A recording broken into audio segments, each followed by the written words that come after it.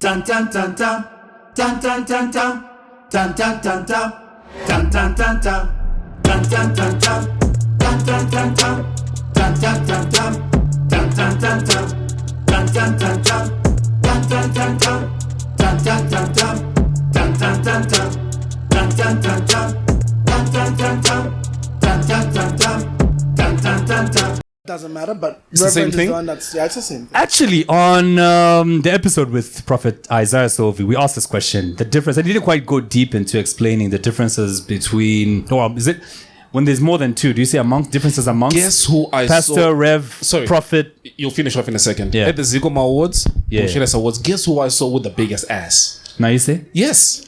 Yarrrr. Was she awarded? you are. Was she nominated? Yeah, She was she won an nominated. award for community service or something. I would hate to think she was there because of me. Ladies and gentlemen, welcome to it. It's TZP Podcast. My name is K Plus, and It's K Plus, baby. and that right there is a man who needs no introduction. If you are here, then you know the show inside out. That is Elson, and we have here our guest this afternoon. This man, I think I need to get my laptop for this introduction because it's Our quite lengthy. third man of God. Yes, Number 3 and I'm in 100 episodes. That's interesting. Who was your first?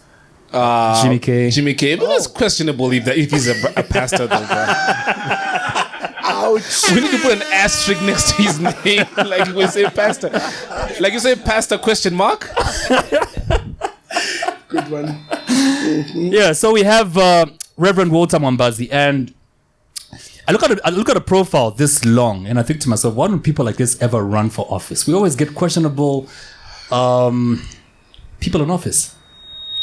You have a profile that I think if you're in office, a lot of things would change if you're like an MP for a constituency like Matero. Time's coming. Time's coming.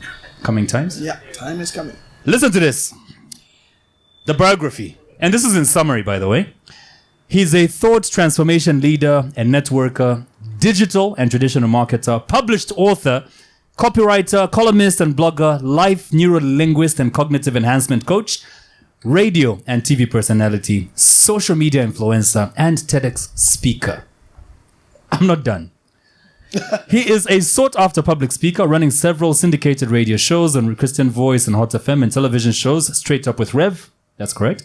That's right. And also appearing on most leading stations across Zambia. He has had columns in every leading newspaper in Zambia since 2012 and currently runs a weekly feature in the Daily Mail, the largest circular, which has not been running for over 2 years. I don't know why. No, I quit. He is also, I'm still going. He's also a world-class certified NLP life coach, which also extends to thought transformation, peak performance. Elson is actually grabbing his phone because he's bored at this point, and personal development. This is both at individual and corporate level. He has done works with most leading corporations, including, but not limited to, ZRA, Zamtel, IDC, the list goes on and on, including MTN Liquid, plus more. Please put your lovely hands together for Reverend Walter Mwambazi. Thank you. Glad to be here. Rev, I think Elson, you can answer a question now about the titles and the differences. Yeah. Maybe we can start from there. Yeah. So you asked Yeah, again, the difference just between a prophet, a reverend, a pastor, a bishop. Okay, so some of those titles are office, Sheikh. and then sheiks are not in the Christian circles. But there's a difference between some of those are offices or hierarchy, and then others are actually biblical ministry. So let's zero in. So for example, in the biblical ministries, there are just 5. So you've got an apostle, you've got a prophet, you've got an evangelist, you've got a pastor, and you've got a teacher. So these are biblical. That's actually found in the Bible. Then the rest you get around really are just titular. So it depends what context, which denomination. So you'll have a reverend, you have a priest, you have a reverend father, you have all sorts of titles. And then if you go into the pseudo-Pentecostal movement, and I really mean the pseudo, like I'm serious about pseudo. So if you go into the pseudo-Pentecostal movement, that's where you have all these dodgy names, the dodgy ones. I don't want to say. I don't want to be quoted. No, just say one. Major, general, Sears. Yeah. Oh, right. Yeah. So those are dodgy, and I speak from a place of authority. Dodgy stuff. I mean, What authority? as somebody who's been speaking in this space for 26 years, How does that give you authority? because I'm a You've voice. just been consistent, though. Yeah. So consistency gives you authority. No, it doesn't. Yes, it does. So if Hitler was consistent in being an asshole, what authority then does he have then? He has the authority to invoke fear in those who hear about him. It's not authority. Yeah, well, authority can be anything: fear of retribution, or fear of reverence. It's all semantics. It's still authority. Anybody who has the capacity to speak or say something and it has the power to bind and affect is authority. What was So a Jesus- madman can speak and it means nothing. See where I'm going? No, but then if he's been mad for 20 years, It's nothing. He's authority. He's an authority. that's my madness. point. Yeah, but That's my point. he's got no following. He's No, got because numbers. your reasoning was you've been doing it for 26 years. 26, yeah. Oh yeah, you could say so. But the truth of the matter is that I may have been doing it for 26 years, but the question is, what kind of impact have I had in those 26 years? And how do you measure your impact? By the lives changed, And how do you measure life changed? by the number of people that get back to me. Okay. He was mentioning earlier, especially with the episode we had with. So it's just basic you relying on people's honesty. Not really. There's also being endorsed by those that are considered authorities as well. So, for example, anybody can get up and say, I'm amazing. You look confused, Kalenga, right? Yeah, there's people who can get up and say, I'm an authority, but the question is, on what basis? Who authorized you? What accreditation do you have? Is that accreditation respected? Has that got any jurisdiction that's worth mentioning? Do you have authority to make a decision and it binds? That's what determines authority. Okay. Stumped. Still not convinced. Are you? You say what? Still not convinced, are you? No, it's fine. I mean, I'm just saying it. Are as a- you?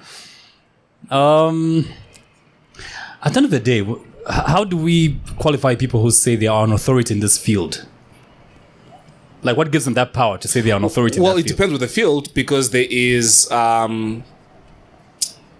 they are depending on the field. They are. What's the Okay, word for that I'm example, looking for? say Mag 44 is an authority in production of music, right? Yeah. Yeah, because he's done it for so many years, so he's called an authority. yeah, so the Not that he's authority- got degrees or PhDs, No, I hear but you. just So- by so virtue the of him authority- there you go. being in So- the industry for that long. Yes. And So you now know- the authority comes to when he produces music. Is it recognized by a body of work like the Grammys, for example, Billboard? So if he produces music, do people that measure how popular a music that he produces is? I like that. Do you get what I mean? No, in fact, I'll go further. I'll So give if you the it's- name if for it- that. It's yeah. actually called a gatekeeper. So do the gatekeepers of that particular field actually authorize or deter that individual? So who does that in Christianity? That's a very questionable thing. Each denomination has an authority structure or headship. So that's very critical. Yes, in the pseudo space, that's why I say it's pseudo Pentecostal, because in the pseudo space, that's all over the place. There's no real authority, there's no real structure there. So that one's always dodgy. So it's always going to be dependent on the followers. But in established denominations, there is structure. There is structure. They can bar you, they can silence you, they can do all sorts of things to you. And I that want in to itself bring an determines- atheist on because I don't want to ask you some of these questions. Again? This is how I burn in hell. Why? Alone? No, you say no, what? no, go for it. Yeah, so I would rather whisper my questions to them than they ask you that. Actually, we're talking about it. Look, We're talking about I would atheists, like. yeah. I would actually. I was challenging Kalenga here, saying you actually need to go. I'll give you names of very good, very sensible, very intelligent atheists. So I've got a number of them we debate on my platforms. They're very intelligent guys. I'd love those on because then it'll be a very intelligent conversation. Let's do it. Yeah. So we want that type. Not these. Anyway, you know the type who would tell you where was God when? No, wait. You're an atheist. Why are you bringing God into a picture? Let's talk about there's no God, not where was God. That's a senseless, illogical conversation. Before we go any further, Have you ever preached to an audience this big? Huh? Very impressive audience. Why? Yeah. Has the audience ever been this big? I don't know. You tell me. I've never been to your church. I don't run a church. What do you run? No, I don't run a church. I run an open place or marketplace ministry. A what? So marketplace ministry. Or you go to the marketplace and preach? You know what the marketplace is, right? Yeah. Which one do you know? Soweto? Nope. That's a market, not a marketplace. They're different. What's the difference? The difference is one is a market, the other is a marketplace. So you're using the word in the definition of the word. Yes, market. Very smart. Place. Okay. That clears up everything. I hear you. So there's a place like Soweto Market, which is a market. It's just and then a there's a market. place like eBay, which is a marketplace. There you go. So are you online? You're online. Yep. I do have a relatively big presence online. Relatively is relative, isn't it? It is relative. Ref, before we go deeper decent into following. understanding you and your life, I think we must emphasize this point as to why we actually have an audience here today. This is episode 100. Thanks a lot to everybody who supported us from episode 1. Please put your lovely hands together for that. Impressive. People did tell us when we started with episode 1, you guys won't go past episode Episode 5 10, because yeah. episode 10 actually, because there are only like 5 or 6 celebrities in Zambia. It's not sustainable. It's not You sustainable. can't scale. Exactly. And people told us all sorts of things as to why we wouldn't last. But look at us today. 100 episodes, winning awards, and Why you getting couldn't recognitions from Johnny Walker and Trace Africa. Nice. Yeah. So Did we win the award yesterday? I have no idea. We both left. No. No, honestly, Listen, we were at the Zikoma Awards last Ken, night. you are the same age as I. Listen, I would tell you this. If you plan on having our old asses up until 12, Two. let us know Two. so that we take a nap in the afternoon. Exactly. 'Cause I was there until 1 in the morning and I'm like, Nah, I'm leaving. The Zikoma Awards dragged last night. You think it's the only awards that drag? Nah, they were shit. Every award in this But what's up country with drag. that in Zambia, man? Like, They never start on time. That's the problem. by 2 a.m., they still hadn't gotten to our category. So I left, Elson left, and we don't I even know if we won or lost. We don't know. We'll never they know. didn't I send the guess. notice like, you guys have won. I have no idea. At this point, I think we don't even care anymore. Anyway, guys, so we wanted a live audience just to get it to interact with you as well. And That's we're right. going to have the microphone, go around for whatever questions you have about the podcast. And we also thought it'd be nice to have Reverend Walter here, especially that a lot of people have been calling for us to have him on the podcast, especially after Prophet Isaiah's episode and talking about atheism and all that. But we'll get to that a little later. In the meantime, Rev, Yes, sir. with you being a reverend, I'm guessing you were raised in a Christian home. Let's start from there. How was life like before what it is Why now? would you assume that? I mean, that's why I said I'm It's a assuming. good- It's an assumption. though. No, it's a good assumption. I But did get raised in a Christian home, Yes. but I did become agnostic and strongly agnostic. How so? Because I think Yeah. my personality is a skeptic. I'm a skeptic.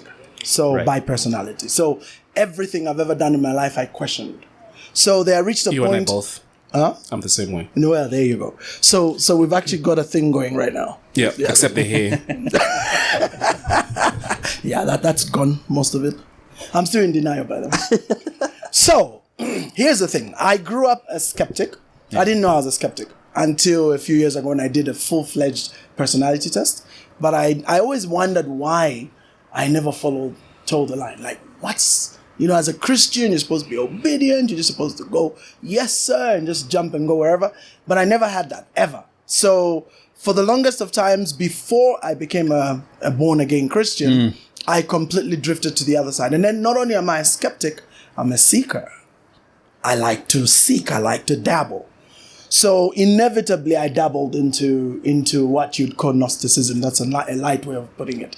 But I went very deep into Gnosticism and Gnostic search in order to search and understand who we are as people. Sorry, I'm a little lost. This word. That's... I'm sure I'm not alone. Thank you. You've got a very intelligent audience. A good number of them definitely know what I mean. But Gnosticism is basically teaching that's centered around what has been taught in the occult. That's really a mild way to put it. So I went deep into the occult. I went into theosophy. Did you become like a Satanist? Not a Satanist. That one definitely not. But I went... Were you close though? No, I went into what I would call searching for the light and knowledge. So the seeking of So knowledge. in the occultic world, what did you Yes. find there that was amusing? Because I went I'm very sure deep you into found it, things that No, I almost went convinced you to very join. deep. No, I went very deep into it. You see, the word occult means That's what she hidden. Okay, so it means hidden. Say? I just said that's what she said. He said I went very deep into it. Like that. So the thing about the occult, right? The very word means hidden. So Okay. it's about hidden knowledge that is never revealed to the public. So a lot of these quote unquote elitist movements and secret societies really just trade in natural law that's hidden. So it's not public knowledge, but it's there. So you can go seek for it, and once they think you deserve or have qualified, then you will be elevated in that particular discipline. So I went deep into theosophy.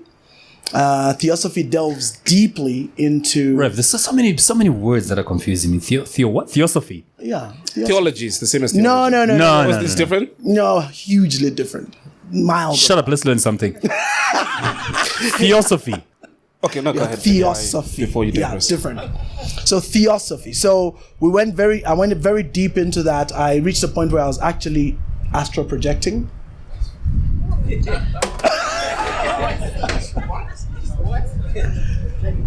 Just know, guys, that it's deep. And you know something? And that's one of the reasons why I look forward to the atheist, because we'll have a great conversation. Why? Because you'll confuse them with your words? No. Because Right? no. Because we'll be able to converse at logical level. Talk, you mean? So I can do So I can. But I can do that. We can go logic. You know, there's this general feeling that Christians are dumb and they just kind of follow whatever. So are you using big words? Is you being intelligent? No. It's just my ability to communicate. So I can use vast words. It's part of my dexterity. Doesn't it remind you of George Mpombo? But you know the funny thing? I'm not even pretending. I'm not trying to use big words here. No, for real. That's just how I talk. This is religious brouhaha. That's the word, right? And that's a real word, by the way. Brouhaha. Right. So anyway, I went very deep into it, and then I had a very supernatural event with God. So that's how I was drawn out of that. I'm more interested about the supernatural meeting. I'm not going to do that. I'm not going to. No, but is this the point that you then become a Christian? Like you've been through all these denominations. You've been through all these religions and whatever religious experiences.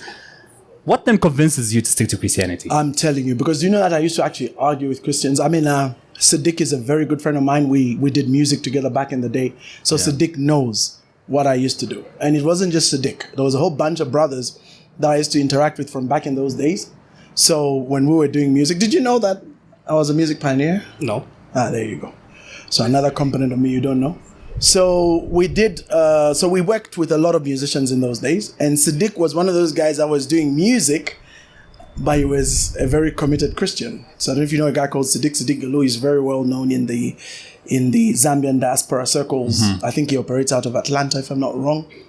So very instrumental in the Zambian diaspora in the US. So he's a good brother. He's a friend. We go way back.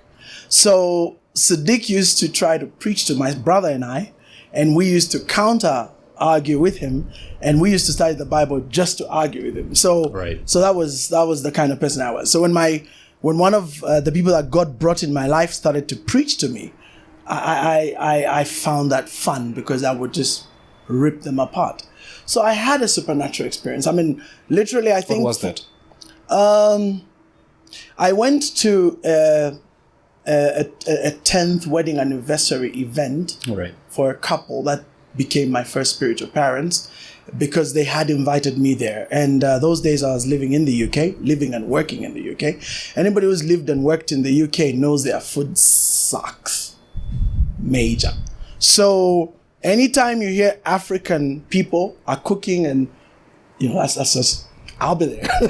I'll be there, because they're going to cook some. You're going to have a taste of home. But so I really hate Nigerian food, though.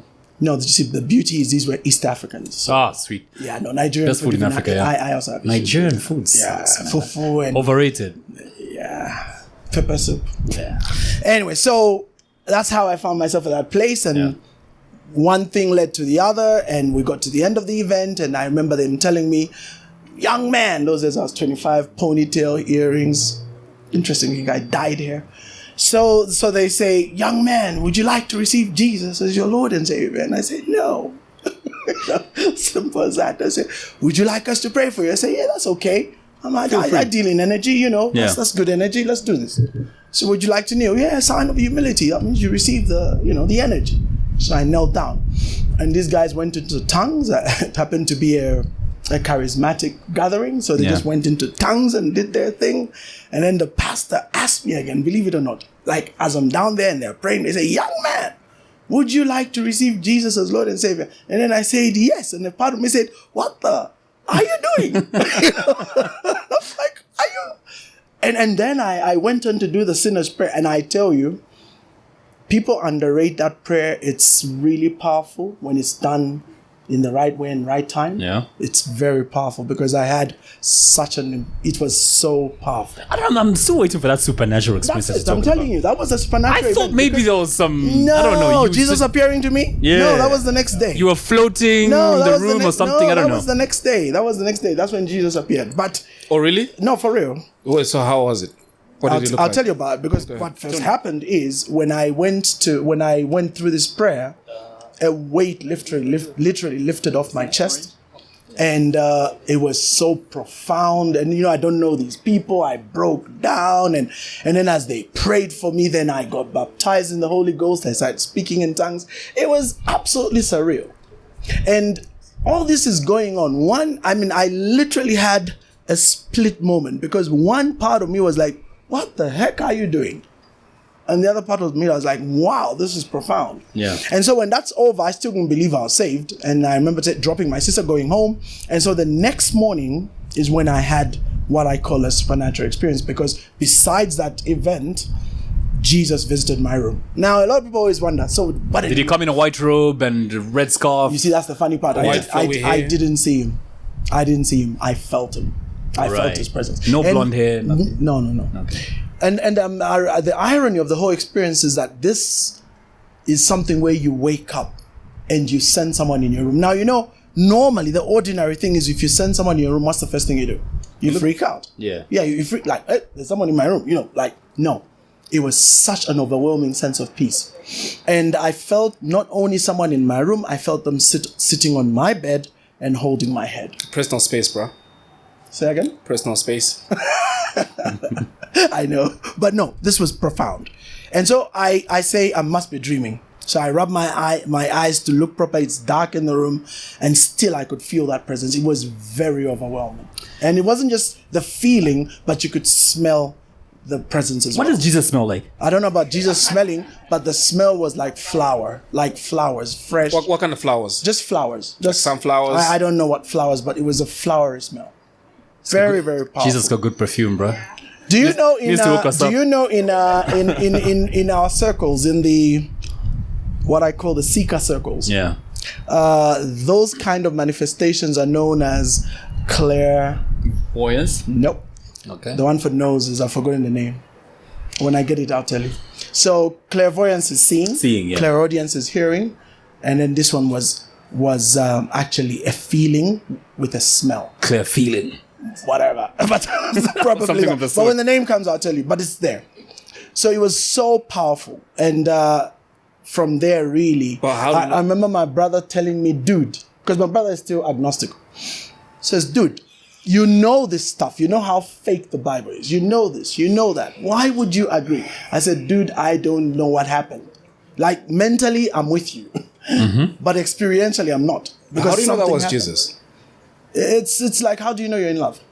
I don't. Yeah, well, that's for you. But there's always something that nobody can tell you. You just know or you don't know. It's like somebody says, you like when you decided to start this podcast, somebody came and gave you a lecture. Why did you proceed? Nobody gave me a lecture. You just did it. Nobody discouraged you, but he just came from telling us the story that people said you'd end at 5th and 10th. Why didn't you listen to them? No, but then that was different. No, but it's the same thing. It's the thing about knowing something that you have no empirical evidence for. You just go on a gut. You go on Well, the a difference sense. is I didn't know if this was going to be a success or not. Yeah, but the I point just is, did it because I liked it. But you said when the guy came into your room and touched you, you know, it was Jesus. well, that's what I sensed. I could be wrong, but that's in Christian circles we call it. Yeah, some of that. Yeah, in Christian circles we call it the word of knowledge, word of insight. These are sensations where you have a gut feeling. Now, gut can't be proven. Gut can't be logically deduced. It's just there. And you follow it and it either works or it doesn't. So when it does, you go, oh, well, great. I've been proven. So your gut said Jesus came. No, as far as I'm concerned, I believe he did, because there are things he told me and I did, and they have happened. So whether that's because it's my mind or not, that's debatable, but I know that it's him. But do you also believe that things, the law of attraction? Yeah. That things happen according to your state of mind. So if you walk out and if you feel you're the luckiest person on earth, You're going to attract luck. You know why? Because that's what we call natural law. Natural law is very real. Natural law is something that was created by God when he created the earth. And these laws are stuck. They are part of the there are actually 7 laws. They're called the Hermetic laws or principles. And these laws are real. So these are natural laws. And you can choose to believe them or not, but they still work. Like gravity, it works. Whether you believe it or not, you walk off that edge, you're going to go all the way to the ground, right? So the law of attraction and all these are part of those natural laws. Law of cause and effect or causality is part of the natural laws. And so people can operate with natural laws and they can work even without having to believe in God. We believe in God because the Bible says only a fool doesn't believe in God. But you haven't answered my question though. What did I say? Is it Jesus or not? That's part of it. And then you said because you prayed and Jesus gave you what you prayed for. My question is, how do you know that's Jesus giving you what you prayed for and that it is not the law of attraction, just like you said? No, because there is a conviction, there is a lifestyle that goes with it. There is a set of laws and rules and ways of living and principles that all govern this so-called following Jesus. And they differ immensely. There's also something in the Bible called the fruit of the Spirit. And a lot of people may not tell much from you saying it, but they'll see it from your changed life. People saw my changed life. And I did come from the opposite, by the way. The only thing I wasn't doing is smoking and drinking. What was your vice? I'll tell your story. Was women, right? Yeah. Why does somebody say yeah? Hey, he looks the type, yeah? It's the what? It's the women. His ear is still pierced, by the way. Yeah. I just got rid of the earrings. Just when I got saved, I just got rid of them. Yeah, no, I did. I was terrible. But from the time I got saved, but I'll say this. Yeah. From the time I got saved to this day, yeah, I've been a faithful guy. Yeah. Good stuff. You mentioned something that I think even Elson had a problem with this when he was at Mount Zion Church. I've also had an issue with it for so many years. Why do you look surprised? No. Yes. I reserve my surprise. I was saying I think this is one thing that maybe Elson and I have in common. The issue of, you mentioned the charismatics that you were with the day that you got transformed. Yeah. Speaking in tongues. The way I've understood speaking in tongues, on the day of Pentecost, they were filled with the Holy Spirit, right? And they started speaking in languages that they don't normally speak. Correct. And you know what the term is? Wait, correct me if I'm wrong. But my understanding of the day of Pentecost was when these guys were filled with the Holy Spirit, they started speaking languages, other languages that are real. Yeah. And others outside understood them. For example, I think we gave an example with Jimmy K. He didn't quite explain it though. Remember he failed to explain it. Because it's fake. I told you. Ouch. So, for example, all I can speak is Bemba and English, right? Right. Then all of a sudden I start speaking Mandarin. Portuguese or Mandarin or Spanish, which I've never spoken before. That's right. But somebody outside that room who had come from Portugal recognized their Portuguese in me, and they said, that guy is speaking my language. Correct. When I met him earlier, all he could speak was Bemba and English. How is he now able to speak my language? That's right. That's my understanding of the day of Pentecost. And that's what the Bible records. So how have we then changed this to rakakakashika ba ba ba ba ba? Here it is. So let me first give you the Greek, because there are two types of tongues here. So there is the common one that you know, which is called glossolalia. Which is what I just did? Which is based on 1 Corinthians chapter 14. So it's all lined out there. It's all clear. Very, very clearly outlined. Anybody who reads that with some open mind can understand exactly what is being said there. What is it? Glossolalia? Yeah, glossolalia. So that's the one where people speak and nobody around you understands. Yes, it's an unknown language. So the Bible says you speak mysteries. Then there is xenolalia. So xenolalia is what you saw in Acts chapter 2. So xenolalia is, you know what the word xeno means? Foreign, right? Or alien. So xenolalia. So in South Africa you have xenophobia, right? Foreign fear. So xenolalia. So this is the ability to speak. Yeah, exactly. So in this case, you actually speak a language unknown to you, but known to the people hearing. And I can actually, I have been personally present at one event where I saw it for myself. Very profound. And then there's also another event where I didn't see it, but I heard it from somebody very respected who it happened. So in both instances, individuals began to speak in a language unknown to themselves, but they were very understood by the people that were there. So for example, the second incident, Father Charlie Thomas, Cathedral of the Holy Cross, was in Tanzania.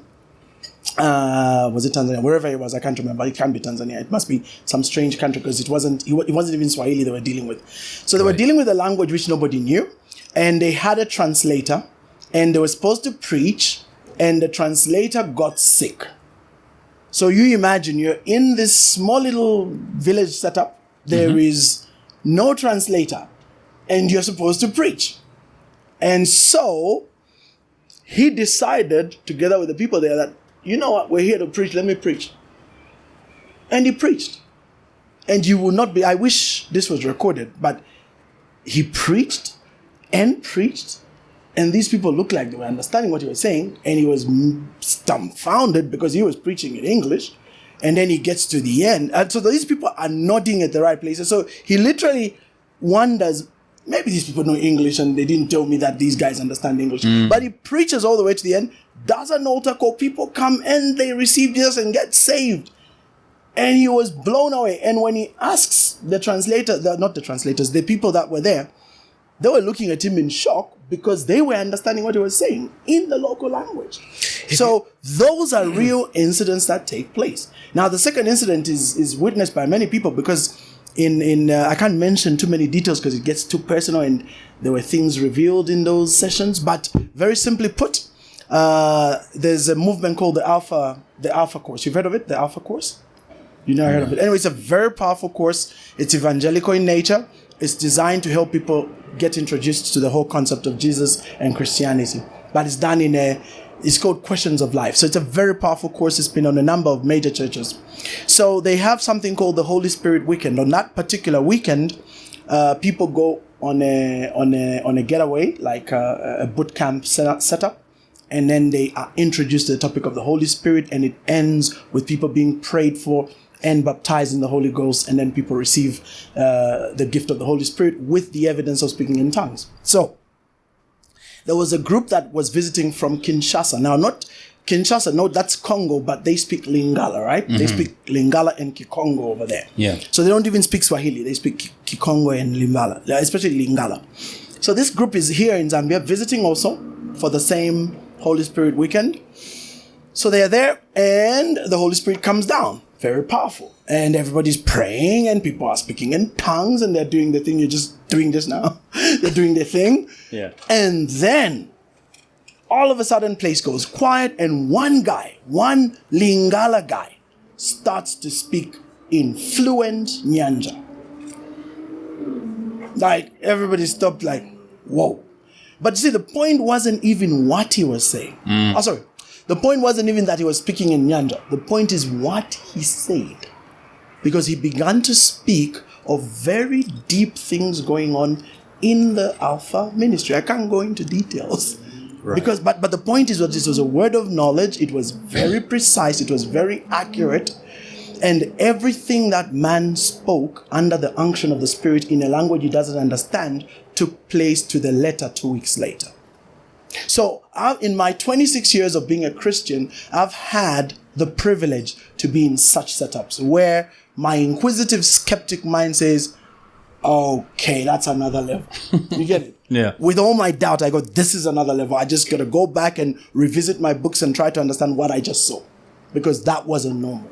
So those type of incidences are what makes me totally understand and respect the concept of speaking in tongues and the manifestation of miracles like that. But you must remember, to every original is a counterfeit. Correct. So, and even when you say fake, I like to qualify that. I always qualify. There's just fake showman fake, where it's just tricks and, just quick slay of the hand, and, there's that kind of fake. And then there's fake, but the word is not fake, it's false. So meaning it poses like it's genuine, but it's false. So to the untrained eye, you watch, and for intents and purposes, a miracle has taken place. But what you're seeing is not of God. it's of the enemy. So that's very important to distinguish. So how could you tell what you have just said was of God? The guy who could speak fluent. Nyanja. Could have been the devil speaking through him. Fruit of the Spirit. You see, the Bible says, you shall know them by their fruit. That's it. There's no other way you can tell except fruit. No, but again, Multi how do you Olson's know point, that was- even the devil can speak any language Yeah, on this planet. that's why- Demons can speak any language on the this language planet. that the so- devil No, knows that is true. Yeah, the devil knows the Bible No, too. true. Yeah, because so- I sat in a meeting where a demon With the devil? manifested. No, a demon manifested. We were in the UK. This is a Colombian girl. These Colombians speak Spanish, right? Yeah. And besides Spanish, broken English, but they try because they're in the UK. And those days we had our bishop from Tanzania. He had a challenge with English, so he'd speak in Swahili and somebody would translate into English. And this girl manifested a demon in the meeting. Now, this was a very, very powerful demon. I know because we had to deal with that demon for months on end. So very, very powerful, profound demon. Now, this demon manifested in the meeting, and the bishop being one of those sober people, because I'll say it right here on the Z podcast. Anybody that interviews demons or for TV is not real. Let me just say that. So somebody watching this, you see those guys. Where are you from? I'm from wherever. And how long have you told me? I'm the father wanted to die. What's your name? I'm Elson. Rubbish. That's all just entertainment. Dick. So here's the real That's deal. a demon called Elson. Yeah, nah, just nonsense. You're a dick. So absolute nonsense. So here's what happened. So this girl manifests. Yeah. And now the pastor, this bishop, he's very experienced. I mean, he's been doing this for yonks, for decades. So he knows whenever demons manifest in a meeting, they're here to take attention away from the word of God. So the one thing you do with a demon like that is either you have workers take it out to go and be cast and dealt with, or you silence it. And so in this case, he just stopped preaching, put the mic on the side. I went with him because I thought, because I was the one translating. So I thought I needed to translate. And he just addresses this demon in Swahili. And believe it or not, this demon responds in Swahili. I mean, I was blown away. And they Oh, and this is a Colombian girl. yes. Wow. It responded in Swahili. He basically Wait, said so to was the it, demon from Tanzania? demons are territorialists. They are spiritual. They can be anywhere, anytime. So they can manifest in any way. These are demons. They are thousands of years old. Because some of the asses of the girls in Tanzania, bruh, you can tell that these are demons. So I'm not surprised. I will not You've been to Tanzania before. You know what I'm talking about. Yeah, I was there recently, bro. I know what you're talking about. You know what I'm talking what about, the right? Swanas then? What do you say about the Swanas? Something different. The asses are different. They're around there. Yeah, they're rounder. They're more pronounced. I mean, demons. you went around the block a couple of times. I will not comment. No comment. Since I'm Man of a cloth now. you know what I mean, huh?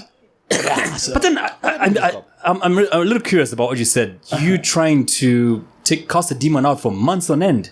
No, this demon. Because every time I've seen exorcists, especially the Catholic, priests, and when they're performing an exorcism, it's maximum 2-3 hours, but months. Well, that's a film. So I don't know. I don't know. Look. You've I'll read say- the story I'll of put it- Gabriele. Not true. Amorth, I'll put it this way. There are different demons with different territorial command over the vessels that they occupy. And any deliverance worker will tell you that if there is a legal ground in the life of that individual, they tend to hang around longer. So usually the Holy Spirit is always helpful in that any genuine worker that works in that space will normally get revelation. They will be told, listen, there's this item, it's in the house, it's at such a place. Yeah. Can you please go and get that now and destroy it? And normally the moment that's done, the demon is out. So many times there has to be an understanding of the legal covenants that have been entered into. Yes, but I don't want to change the flavor of the show, but yeah, no, this is very real. I'm very interested in And fascinated. supernatural, very fascinated by that, and I read a lot about it. And Yeah, from correct. my research, Yeah. and this is like the world's most famous exorcist. That's right.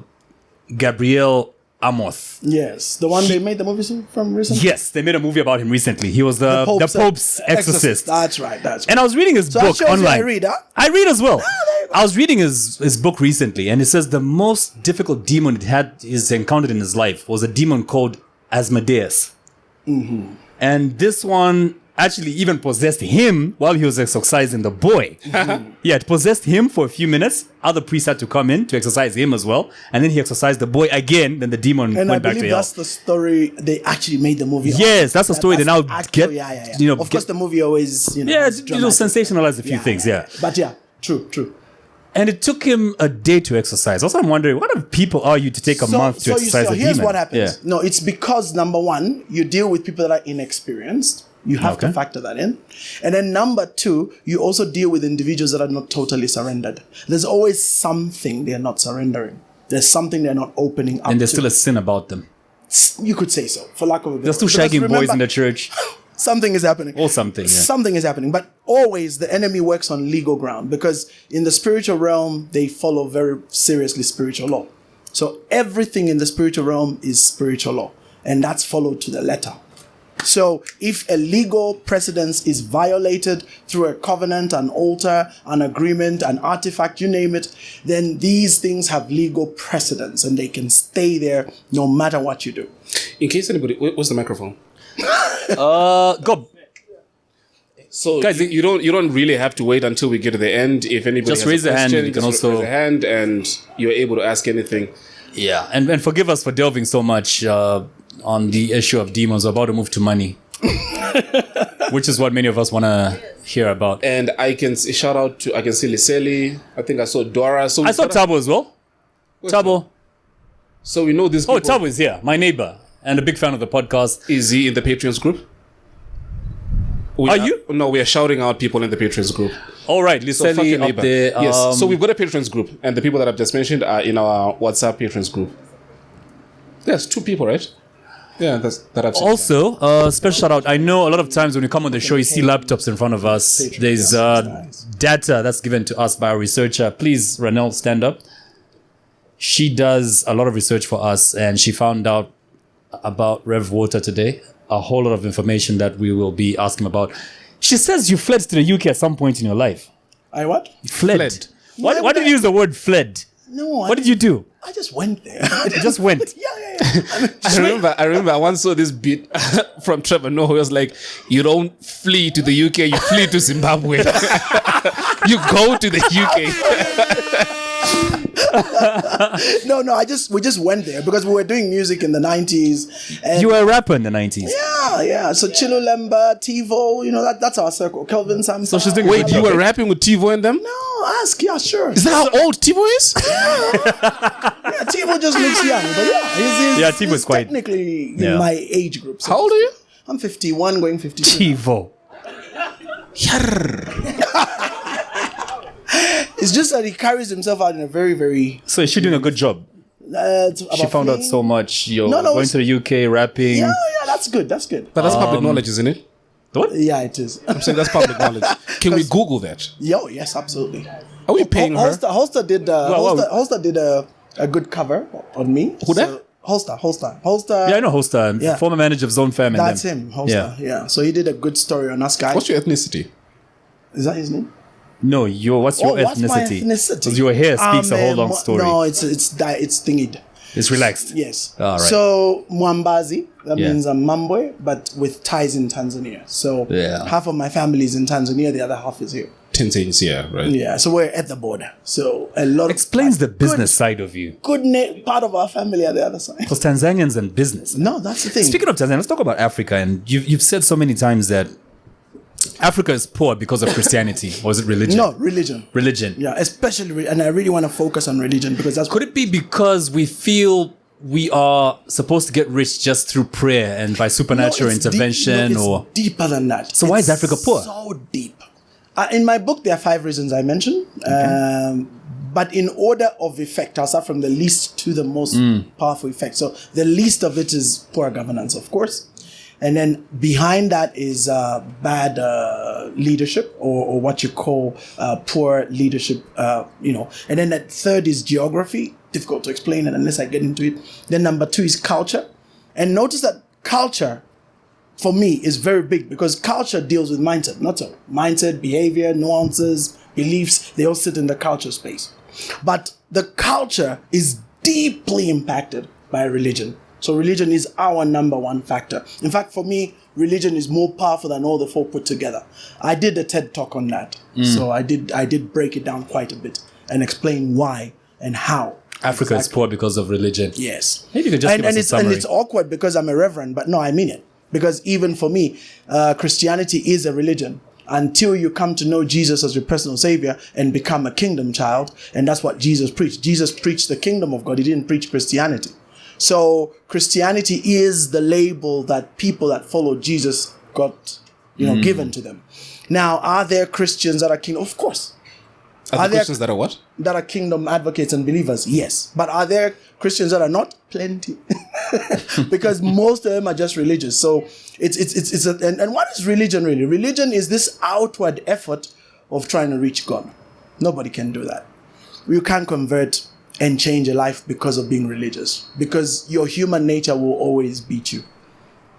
The Bible says something that a lot of people disagree with, but I agree with it totally. Humanists actually, this is their biggest argument. Humanists believe in humanity and the goodness of human beings. The Bible completely throws that out the window. The Bible says the heart of man. Africa then? No, hold on. You said the Bible disagrees with that because why? It says the heart of man is desperately wicked.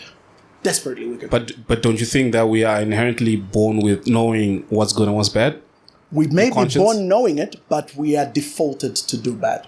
It's a default. And all you need to do is just be under the right pressure. Is it right or wrong pressure? Whichever way you want to look at that. But under the right circumstances or wrong circumstances, you do the most evil things. But you would know that you're doing but you're doing bad things. Even when you're doing it. Yeah, that's what makes you same thing when you're saved, you know you're doing bad even when you do it. Yeah. And the only difference is that when you become saved, you're far more conscious of doing wrong. Now, there's a movement in our circles today. No, before you bring your question, I just want to say this because this is so important because I know there's some people who will comment just on this. There will be a comment that will be dropped in your podcast. So I want to qualify this. There is a group in our Christian circles called the Hyper Grace Movement. The Hyper Grace Movement tell off people like me for saying that. When I say when you become a Christian, you're actually more conscious of evil. They call it sin consciousness. I disagree completely with their view, like deeply disagree. Because for me, when you become a born-again Christian, your fruit, your behavior, your lifestyle should be an epistle. It should be a sermon. So I can sermonize far better with my lifestyle than I can with my words.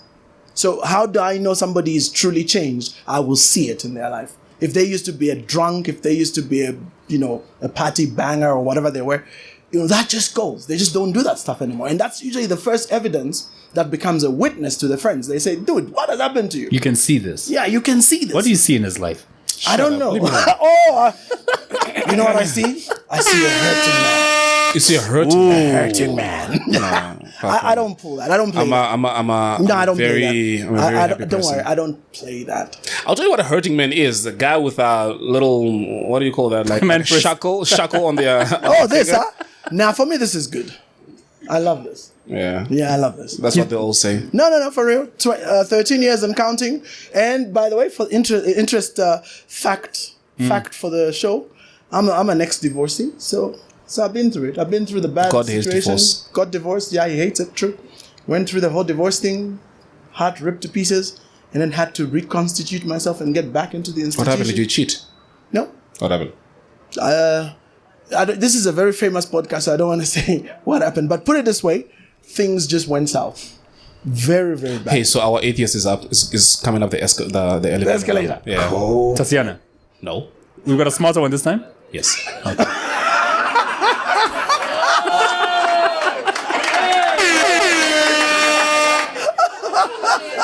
I did not say that. I hear you. There was something in me. You said it. I was just echoing your sentiments. Hey, so why did you get divorced? What happened? Well, marriage is two people getting together, trying to do life together, right? So two totally opposite, different individuals. You come together. Which is the dumbest thing ever? Well, it's God who created it, so that's almost like calling God dumb, which I wouldn't. So he put that together, and so you come together and you try and make it work. And unfortunately, if people come, a lot of people come with trauma. A lot of people come with issues from their life because remember, we are a sum total of whatever we go through in our past. So if people go through crap, and the sad part is that both myself and my ex-wife came from broken homes, that's already, I don't have to be a prophet. Right. Your model is already messed up because both of you are coming from very bad modeling. And so that in itself made it very, very difficult. Right. There was a hand somewhere. Yeah. And so unfortunately, they're already ready. Please stand. Just let me finish the point and then you ask. No, stand. I'm just finishing the point. So unfortunately, when you come with such a situation, it means both of you are trying to figure stuff out based on your mess from the past. You know what I mean? Yeah. And that doesn't work. So it just got worse and worse until it was so toxic, it just couldn't work anymore. Okay. And then unfortunately, adultery came into the picture. On whose part? Your part? No, I can't say it. It was on your part, bro. Come on. Yeah, most people will assume it's the guy. Hey, No, it's you. okay. No, I won't say it because I don't want to discredit the ex. He's a happily married man now, guys. Yeah, very happy. All right, my guy, go ahead. Yes. Thank you very much. My name is Mputa. Mputa. And, yes. So on the topic that we're talking about, I have a question. It's for everyone, but also you can give a comment. The issue of lobola, right? Brad Price. There's Bible culture, and I am against that. There's a movement we call Lobola Must Fall that I represent. Broke asses. You see? That's yeah. But go on. You see. So every time when I say this, I knew someone was going to say that. You see, but that is not the case. For me, what I believe is if we're going to talk about equality and all that, then why are you making me pay so that I feel like I own that particular person? And I've seen people where they pay and they feel they own the person. So from your perspective, So can we do a conversation? Yeah, please, prove it. Okay. So Before you do that, come through, my guy. We've been waiting for you. Looks like he's been fighting God with that t-shirt. And he lost. how you doing? Good. Hi, Chief. How you doing? Good. Thank you. Are you Zambian? Yes. Oh, okay. Just checking. So, are you done? Yes. No. You still, okay. Yeah, just grab a seat, my guy. Yeah. You can go ahead. You can Yeah. go So now let me ask you. It's not even asking. It's really just challenging the premise. This equality.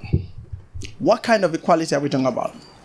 because it is termed as lobola is appreciation for raising her well and whatever. That's right. I've also been raised well.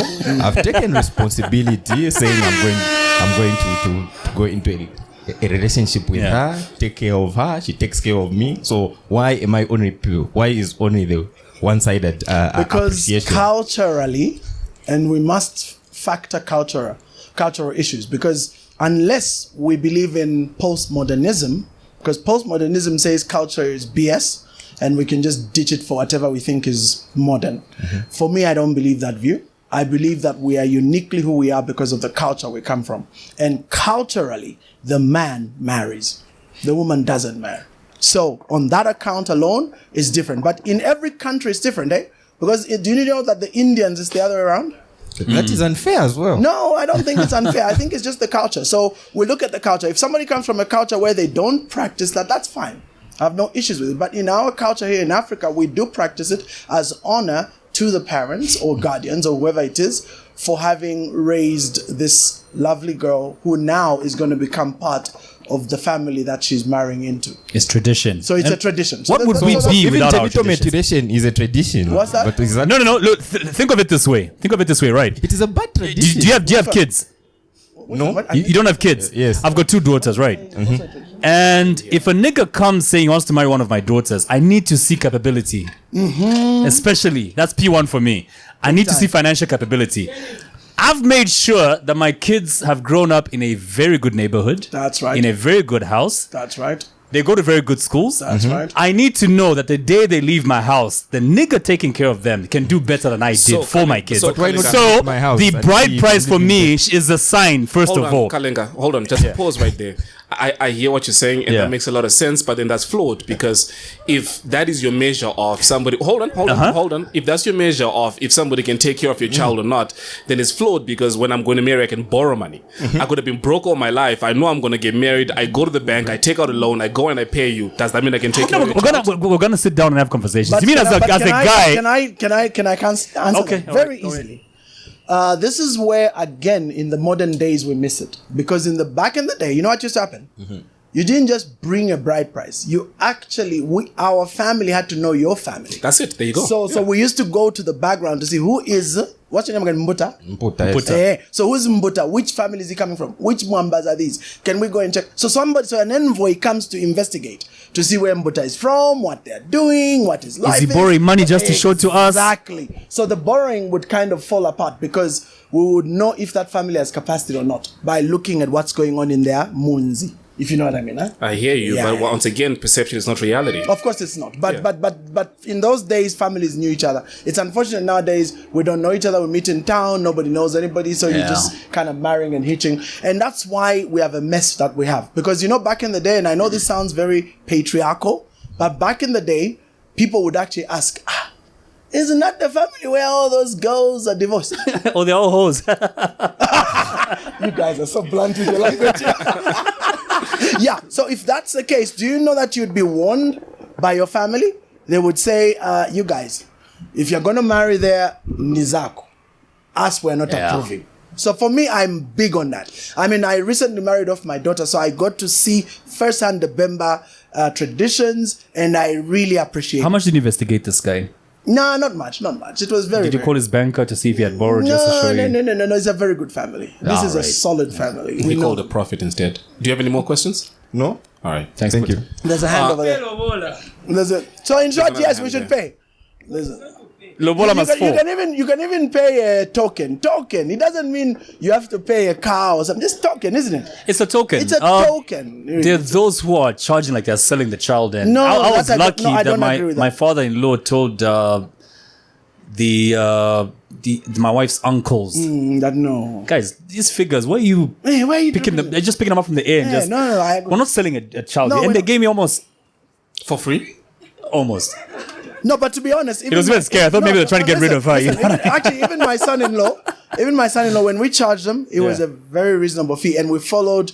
My daughter is actually, her father is Tonga, so we really respected. We brought them on board, in spite of the family issues we had. Families have drama. Yeah. But we did bring them on board, and so we respected that. So they said, no, in the Tonga tradition, it's 5 cows, and this is what the cows mean. Blah blah blah. So that whole thing was factored in. So Tradition. yeah, Put yeah, 5 tradition. to 10. In fact, 7 to be specific. Cows. Daniel, There was another question somewhere there. by the way, the gentleman about to ask the question is actually from Right Price, and I'm sure you've seen Right Price coming on as a sponsor for about 10 episodes or so now. And they have been some of our most consistent sponsors. Special shout out to, as we do episode 100 today, special shout out to the sponsors we've had from day one. The most courageous, I think, is the one who took us on when we were nothing. Wild Dog. Shout out to Wild Velton. Dog, yeah. What's his name? Velton. Yeah. White guy from Emmersdale. We just told him what the concept was, and We didn't have an episode up. exactly. And he just came on, said, "I'll put money into this." Special shout out to him for having the boldness and the courage to I come in. need to move that so that it doesn't. Which thing? The sun is. Oh, right. So yeah, go ahead, bro. Yeah, so that's Daniel from Rights Price, and he's got a few goods here that you might want to look at. There's gimbals and other gadgets. He'll explain later. Daniel, your question. The mic. It's not Just on. press the button again. Hello? Oh. So, I'm confused. I don't understand why a group of men would form up, I don't know what you would call a movement. Lobola must fall. Yeah, and just try to fight something that has been there for decades, thousands of years in different cultures, maybe religions. I don't understand. Reverend, how did the Lobola issue come about in the first place? That's a good question. Yes. The origin of Lobola. Maybe he would understand and the movement might die. I want Lobola for my daughter. Absolutely. Say that again. All right, last question for now. That's the last question for now. Gob, let's have the mic to this gentleman here. Okay. We'll come back to the questions in about 10 minutes. No problem. So here it is, my brother. In the Bible, This thing doesn't want to be smoked. okay. In the Bible, if you follow scripture, you'll see that bride price was already locked in all the Middle East cultures far back. This is what, 3,000, 4,000 years ago? In fact, 4,000 years ago, minimum. They were already practicing bride price. And what's interesting, a lot of people may not know this. A lot of the Middle East culture and our African ancestry traces back there. So that's a very controversial topic, but I've done a lot of research on this, believe me. We have our roots. A lot of black Africans, especially Bantu-speaking Africans, have and can trace their roots back to the Middle East and to the Abrahamic background. And so you notice that Abraham married a woman called Keturah. And Keturah had one child called Midian. And Midian was the father of Jethro, who was the father of Moses' wife, Zipporah. So you see? So there is a black root there. And so a lot of the cultural nuances you see in the Middle East mirror a lot of African tradition. And Lobola was one of them. You remember the patriarch Jacob had to work twice, 7 years of wages for the wife and the other wife, Kaide Nyunyadim. So he did 14 years of working just to. So imagine, so we even complain. I mean, imagine a man working 7 years. Think of the salary of 7 years of a manager to pay a bride price. That should say a lot, right? The father was a businessman. Yeah, he was a very crooked man, actually. So, but that's besides the point. So it's a very noble practice. I think I respect it. I think it's a good practice because it gives chance for people to really gauge the readiness of the so-called groom to take on this wife. And just, Mbuta, without really bringing you back in the argument, equality is overrated. It needs to really be looked at properly. There is equality at a spiritual, mental, and what I call psychological level. We are equal. In fact, spiritually, solely, we are equal with women in every way. The Bible even says so. But we're not equal in roles. There's a makeup that men have and women have that are different. And that's why I can't remember who wrote it and said men are from Mars and women are from Venus. It's true. We just have different psychology, different makeup. And so that makes us very unique as women. I mean, as human beings. So remember, if you look at a family, any child that's had to grow with only a single parent suffers one way or another. So yes, unfortunately, we live in a time when the fatherlessness epidemic is seriously, all over the place. We've all suffered it and we've paid a very bitter price for it. But what you'll notice is that God designed us to be the way we are. And so, classic example as I close, when you look at a man and a woman with a little child and they're walking with this little child and the child trips, the mother says, "Oh, poor thing, are you okay?" Father says, "Watch where you're going." Be strong. Yeah, you see, it doesn't mean the father is insensitive. They're just wired that way. And the woman is wired that way. She's a nurturer. She's a carer. She's a nourisher. So women have that motherly thing. That's why they are mothers. And then fathers have that fatherly, paternal, macho thing. This is a man thing. And that's why, for me, I have a very, very big bone to pick with the woke movement because they are messing this all up. They are raising a generation. No, feminists are even, the feminists are even stunned themselves now because this thing has gone beyond the feminism. It's like at a whole other level. It's somewhere else completely. Yeah. But the truth of the matter is it started off in the feminist movement, but even they were hijacked. So the woke movement is basically messing the gender completely. So now we have emasculated snowflakes for men. And I have no kind words for those kind of brothers because what it is they have been messed up completely. And so we need a whole thing to get them back to being brothers. You know what I mean? You're talking about Ben Lombe. No? Shish. I will not. Okay, I will not, so no, I know you won't. I need this guy to introduce himself. Yeah. Go ahead, bro. Hello? Is it on there? Hello? The mic is on. Hello. There you go. I think he was smoking shisha. Okay. It's God. Good afternoon, everybody. Yes, my name is Moto. Moto. Nice to meet you, Moto. Moto. Nice. Fire. Moto. That's fire in Swahili, by the way. Yeah, it is fire. So I've known, a year or so? Huh? I've known you for what, a year, give or take? I don't know. Yeah. Maybe more. Yeah. Yeah. I'm horrible at math. I don't know how I find myself with people like him, Tatiana, but I'm far different. You Only attract that- you attract your kind. I don't know. Possibly. Yeah. He's one of the smartest people that I know. You know who he is, right? Yes. Yeah. Reverend Walter Mwambazi. Or did you just read it there? Although now you just Much Yeah, glad to meet you, Moto. so we were talking all things religion, and I gave him really short notice. He actually didn't know that we were doing this, so I figured maybe you might want to be part of this. I actually just arrived from Kawe. Oh, look at that. Yeah. So you're doing some training? Like we're at the gym in Kabwe. Jim? No. Just went to put to rest a friend. Oh, sorry. Condolences. Pafabantu Pashalabantu. We're sure. Okay, so I don't know. You can just pick up the conversation because you kind of like joined us halfway through, so you can just pick it up wherever, unless you've got any other questions when it comes to religion that you can pose to him. I see it this way, that change is about the only thing that is inevitable. You know, and as time goes, as a thinking being, we learn more. We understand better.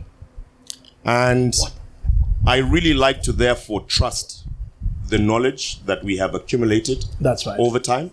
As to- humanity? Yes, as Okay. humanity, to try and understand reality. And I can only put it this way, that we are a learning species. That's right. The universe itself is way too broad for us to be able to even position ourselves and say, we are here. And this is the purpose for which we are here for. That's right. You know, we understand very little about the world. You know, in the totality of information, if you would look at it that way, that we have only accumulated about 0.1, you know, because it is constantly changing and it's constantly growing. That's right. And I always like to be in a humble position of saying that there are things that we don't know, Correct. but we put ourselves in a position again where we want to learn these things. That's right. You know, instead of working with what one would call mystery, where there are no real answers, it's a gap. And so you conclude it with things that you think of in your head, that these things actually make sense without actually proving anything there. I would like to put a pin in some of those things that we're not sure about. That's right. Because if we're not sure about certain things, it's very dangerous for us to pursue them as if we are 100% sure about those things. The world is very unpredictable in its nature, and it's very difficult to even predict the future itself. You know, and that's why we try and work in the now. You know, we don't put ourselves to tomorrow. We put ourselves to today and what we're doing currently. That's right. You know, we fast forward almost everything and want to arrive at answers. But you can't know everything. It would be insane. That would mean that you have completed reality as it is and existence is pointless. Because you know absolutely everything. So where do you go from there?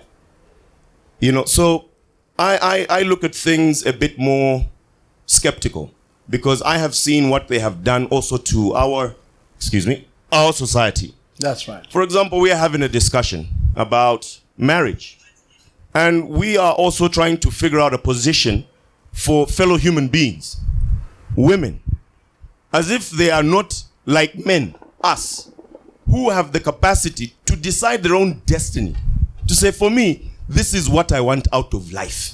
Because life is personal. We can life we got a life here, but so life is personal to you. How do you see it? Not how have I been informed about life. What is my experience with life? Not what have I heard others have experienced life as. You have to take it within yourself to complete this syllabus of life by your own interaction with the real world, and not what other people think of the world. Because remember, in this world, it's a mixture of mad people and normal people. Even in a society of normal people, there are mad people. So we have to be careful with what we kind of try and adopt when we hear as mainstream without question and reason. To even, for example, for me, I find it difficult to grasp, to determine what a bride price is and what that means and what that basically is to entail. The one thing that I really detest about tradition is its rigidity. We change, we know better, we try and change our lifestyles to fit into the environment in order to survive, but tradition suggests that because yesterday I was correct, even today I will be absolutely correct. And yet everything around has changed. Everything around, everything that you look at, everything have changed. We now communicate via social media, these phones. This is not how we were living 15 years ago, 20 years ago. How were we living then, and how has life really changed? Are some of the things that we were thinking were correct then correct even today? Are some of those principles that we were sharing as a society still able to fit in today? Because now we have this, that to affect our lives. And so we have to constantly adjust ourselves in order to survive in nature. So I remain a student of life, and I do not put conclusive answers to things that I do not know. Moto, you should write a book. Told you he was smart. There's a philosopher. Told you Yeah, he was smart. certain. But I didn't hear. You have very, from what we hear from Elson, you have very strong opinions when it comes to religion, the existence of God. I'd like to hear more about that from you. Why the doubt in there being the existence of God? Why that doubt? I don't have doubts in things that are not part of my reality. Okay. Ever since I was born, I've never seen a man with wings. Okay. Ever since I was born, I've never seen a red-faced with horns and a tail, which you would call the devil. I have never seen a woman fly at night naked on a broom. I have never seen any mystery in reality. But there's something that we don't understand. Death. Do we know death?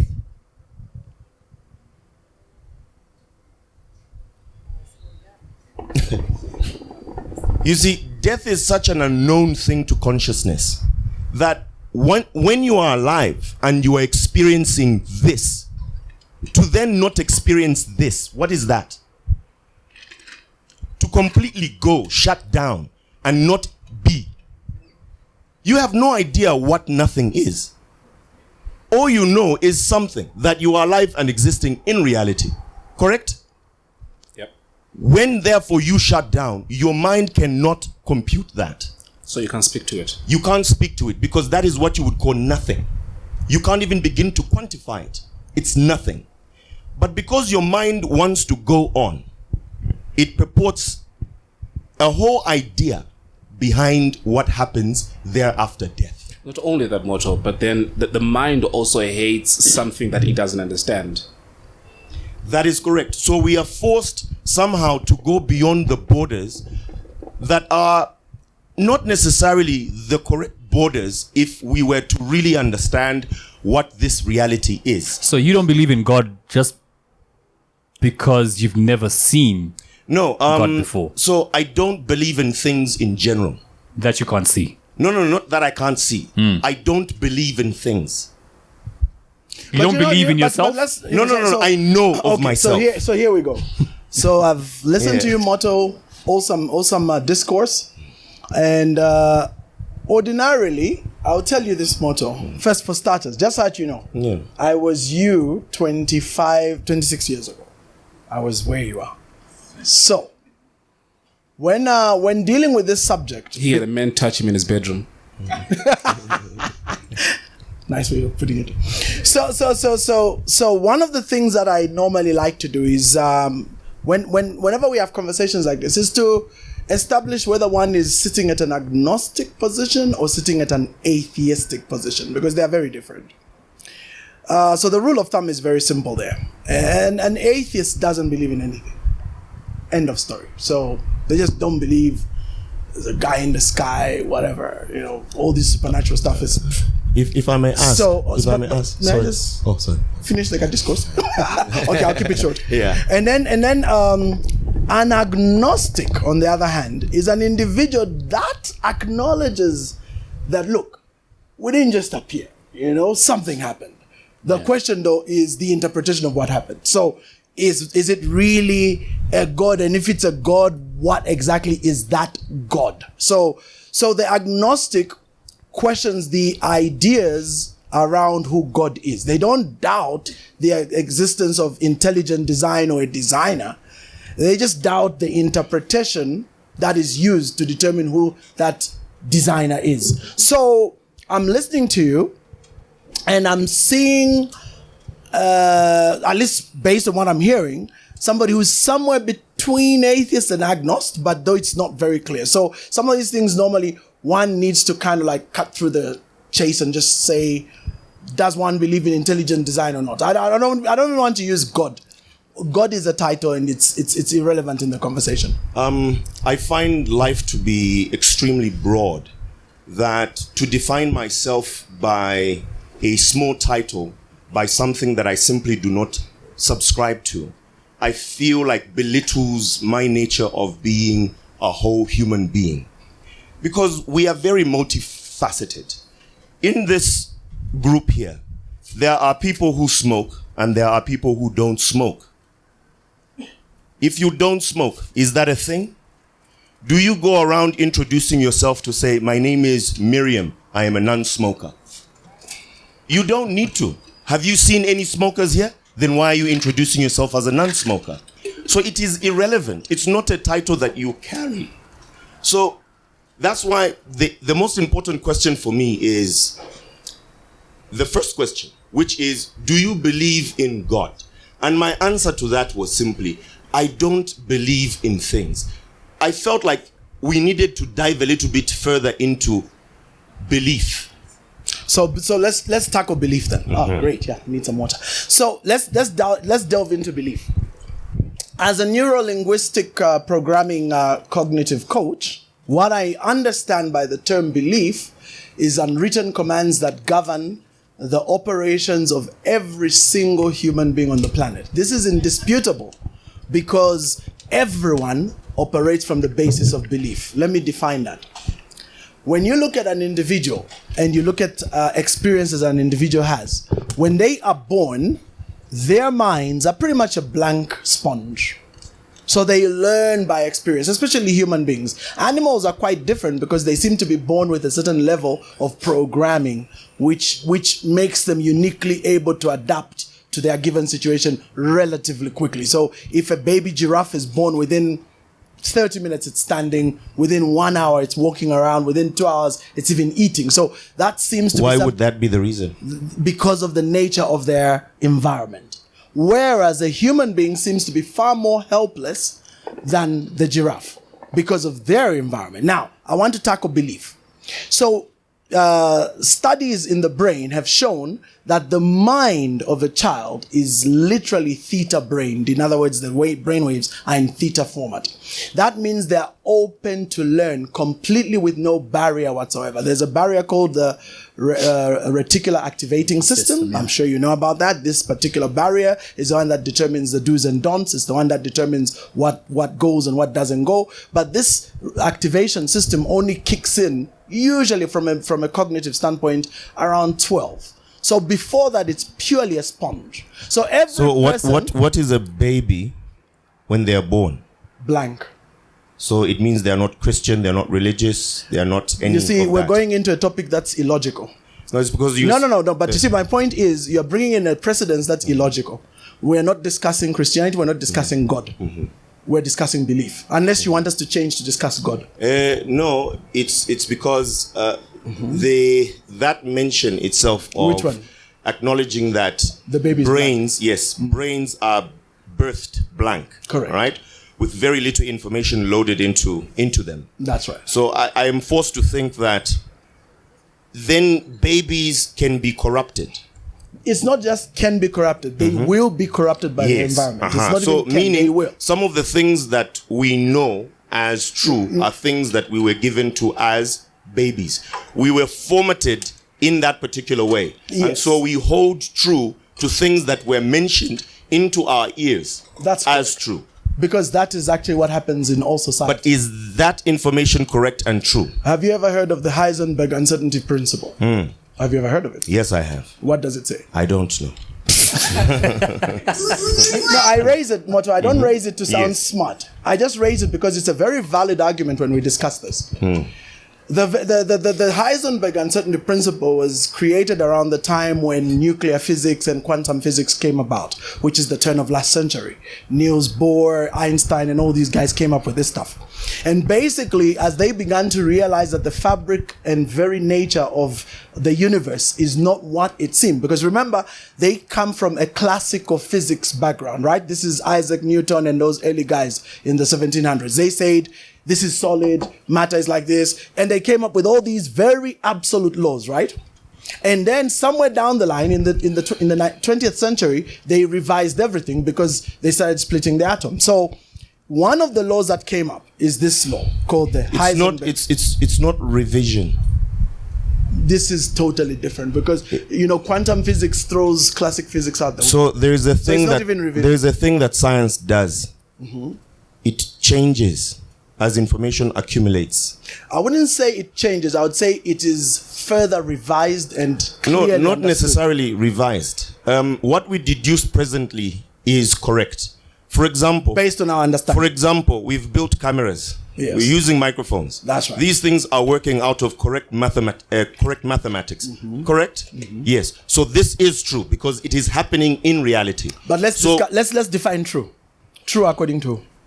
True is facts. What you and I can prove That's logically. very good. I like that. Yeah. So now, if true is facts and can be proven, then we are going to take this conversation to a very interesting place. So let's forget about belief. Let's forget about all these others. Let's work with true. And I'm going to use that definition. True is what you and I can prove. Correct? All right. So let's begin. Can this just appear from nowhere? Like it can just show up like I have no other example in reality of things appearing from nowhere. So in short, it can't. I have no other example. My question is, can it or can it not? I have no other example. No, maybe in the future no, we'll achieve teleportation. You are evading my question. That's what I they're am not. saying, I have no. answered it. No, you He's haven't. deflecting. Yeah. No, I'm not deflecting. The question is, Okay, can this appear from nowhere? Yeah, from nowhere. Has anybody seen anything just... So in short, it can't. I don't know. But you know very well that... Well, you do know that but I you don't know, right? No. For a fact. No, but I want to say this. Yes. Even if you say you don't know, we know for a fact that causality is real, right? Is causality a law in nature? So I guess what he's saying is you cannot connect the dots forward. So if in 10 years you No, then but we're find not- out... we're not talking No, I hear you. Hold on. If in 10 years you then find out that this indeed was something that could have just appeared out of nowhere, you cannot speak to it now because you don't have that information now. Correct. So we can't speak about something we don't know. Yeah, so that's why he's no, saying but that we can I cannot speak to No, it now. but we So I plan. answered, No, correct? Moto. Yes, no, he answered correctly, yes. Moto. We can, using predictive formula, we can accurately calculate based on laws of nature But we about the cannot certainty count of for things. future technology. No, we cannot count for future Exactly. technology, but based on now. So like, see this building? It didn't just appear, did it? We built it. Aha! I There's like that. evidence of I buildings. will give you an example. Evidence of people I will building give- buildings. I will give you an example right now of I live say in a building. I'll give you an example right now of 3D printers, right? Something that could now in 5 minutes manufacture something, Correct. which in the time when something was there and you're looking at it, you would think that this thing had been created, but now with future, you are now able to tell that, oh wait, it is possible that that thing that we were arguing about on the podcast on the 100th episode could have just appeared. Appeared, yes. But we know that it had to be caused. Although I would- my I would, point to sorry. Moto. Sorry, that mic keeps going off. It's letting you down. I would. Hello. Okay. All right. I would like for you to continue with that very same analogy. discourse. This very same analogy. Yeah. Yes. So here's the thing. Yeah. This object has to have been acted on. Because we know about it. Yeah. Not only do we know about it, it has left an image. I'm saying we know about it. Yeah, because we can see it. Yes. So this fact that we see it means it is interacting with the environment. We are able visually. to interact with it. Yes. Visually. And we also know it didn't just appear here. Somebody brought this. I think it's it's you, right? How do we know that? Because we saw him do it. Okay, and if we didn't see him? You see, that's a good point. Yeah. That's why I'm talking about Heisenberg's. But you would still say this wait. belonged to people, right? Heisenberg's uncertainty principle. Heisenberg's uncertainty principle states. Hey, wasn't Heisenberg the guy from Breaking Bad. Breaking Bad. Yes, Yeah. he was. Oh, The meth guy. I didn't know about that. I don't watch Breaking Walter Bad. White. Walter White. What a coincidence. Okay, so motto. Yes. You see, the thing is, for as long as we do not interact with any object within reality, for all intents and purposes, it does not exist. Not necessarily. But it's true. Not necessarily. It's true. Well, Because you know what? There is this saying, there's actually a very interesting hypothesis around this. If somebody was in the middle of nowhere with completely no person around them, and they're just completely on their own in the bush, and they're interacting with nature, but there's completely nothing else around them, for all intents and purposes, that person doesn't exist. So we have to begin to look at this how do they not exist? To whom do they not exist? Exactly, because they are relative to someone else, which is where the law of relativity kicks in. So who has and to the law- know about them? Someone else. No. They have to know about themselves to confirm reality. Even if they because know, reality even if they is know, by no, but your ask yourself, ask yourself: is artificial intelligence sentient? So artificial intelligence has actually brought a very interesting discussion on the table around what sentience actually is, And what consciousness. intelligence actually is, That's what emotional intelligence actually That's is. what it is. And- So this now brings me back to my point. This object here, I'm just drinking my water. this object here was put here by someone. It is interacting with the environment, and for all intents and purposes, it was caused We are making these assumptions based by on what? our experiential Correct, interaction correct. with the object. Yes. I've touched it. I have felt it. And you know about and, it. and you know something interesting. Even in court, this counts because in court they use eyewitness account. It's the most powerful testimony. If to prove that something happened and somebody saw it, there has to be a person to say It's the most yes, unreliable, though. it If may there's- be if there's unreliable because anything- of memory, but it is still the most regarded. After eyewitness comes circumstantial. Then after circumstantial comes other issues. But eyewitness is always the most powerful. That's why even in court cases, if you get rid of the witness, you've solved the case. If there's no witness, there's no case. Even if there's the circumstances there. Yeah, you see where I'm going? We don't need to rely so much on eyewitnesses. We No, we know. don't. We know. It's all So subjective. You and note, ABC. you note then that the world changes. And Yeah, therefore, still. the way we operate changes. That's right. But it's Uh-huh. still, my point being, there is an interaction. There is a cause. And for me, cause is the greatest proof of the existence of God. You know why? You prove the cause? Yeah. No, I'm going to prove it now. I'm saying you prove the cause? Who's gonna prove it now? Oh, Yeah, okay. I want, Go to, I, ahead. want to, I want to do it. Yeah. There are two conundrums that every scientist has failed to answer. Maybe they'll answer in the future, but for now they can't. Two conundrums relating to cause. The first one is the existence of language. In science, language is actually considered a singularity. Language is not a very difficult concept to grasp. And No, I don't, nothing to and do I with- don't think anyone is struggling with understanding how language itself is formed in animal. Yeah, but then that may be that as it may, it has been proven arguably that language has no factor for survival purposes. We always make a mistake when we look at things that have achieved complexity over time at once. If I was to take this cell But phone did you observe to, it?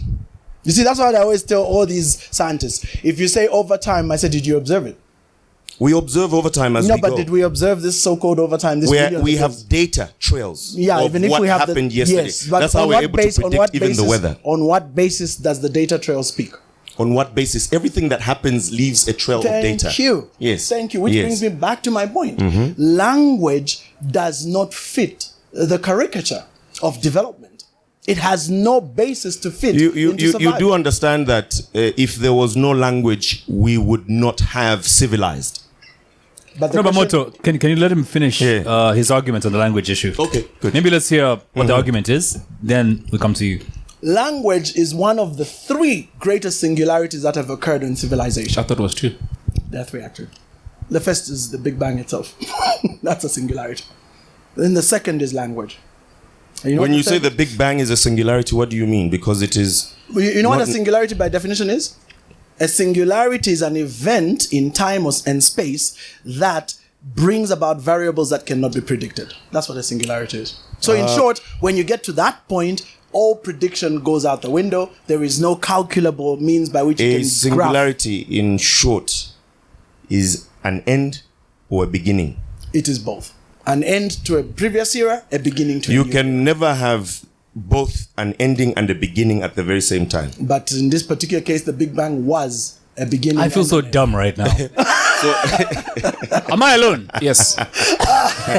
All right, maybe let's bring it back to reality with a bit more moderation. But I just want to finish. I enjoy a bit more basic questions. Yeah, but can I finish the language? Okay, Because sure. remember there were some.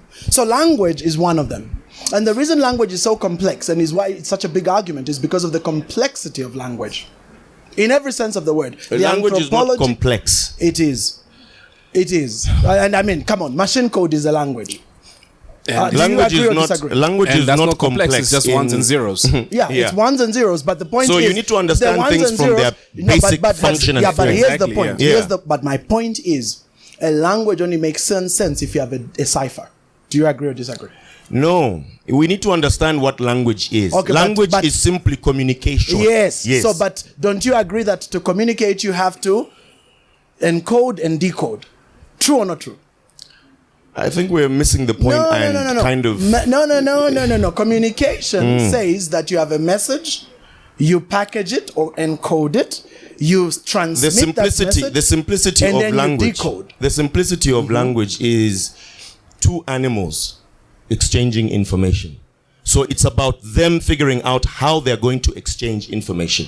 Even dogs bark at night. Yes, they're they exchanging do. information. But they do not exchange information that is as intelligible as we have. So it depends on how you look at intelligence. If you're looking at intelligence by perceiving complex concepts, that's not intelligence. but language- Intelligence is Okay, 1 look. plus 1 is Okay. equal to 2. So in science, one is a piece so are of you data, saying- another one is so a are piece you of data. saying in You put them science- together, you end up with Okay, information. so in science, according to the scientists, they teach us that we had Homo habilis and we had Homo sapiens. What made Homo habilis disappear? I don't believe the whole Homo habilis view, but let's just go with this argument.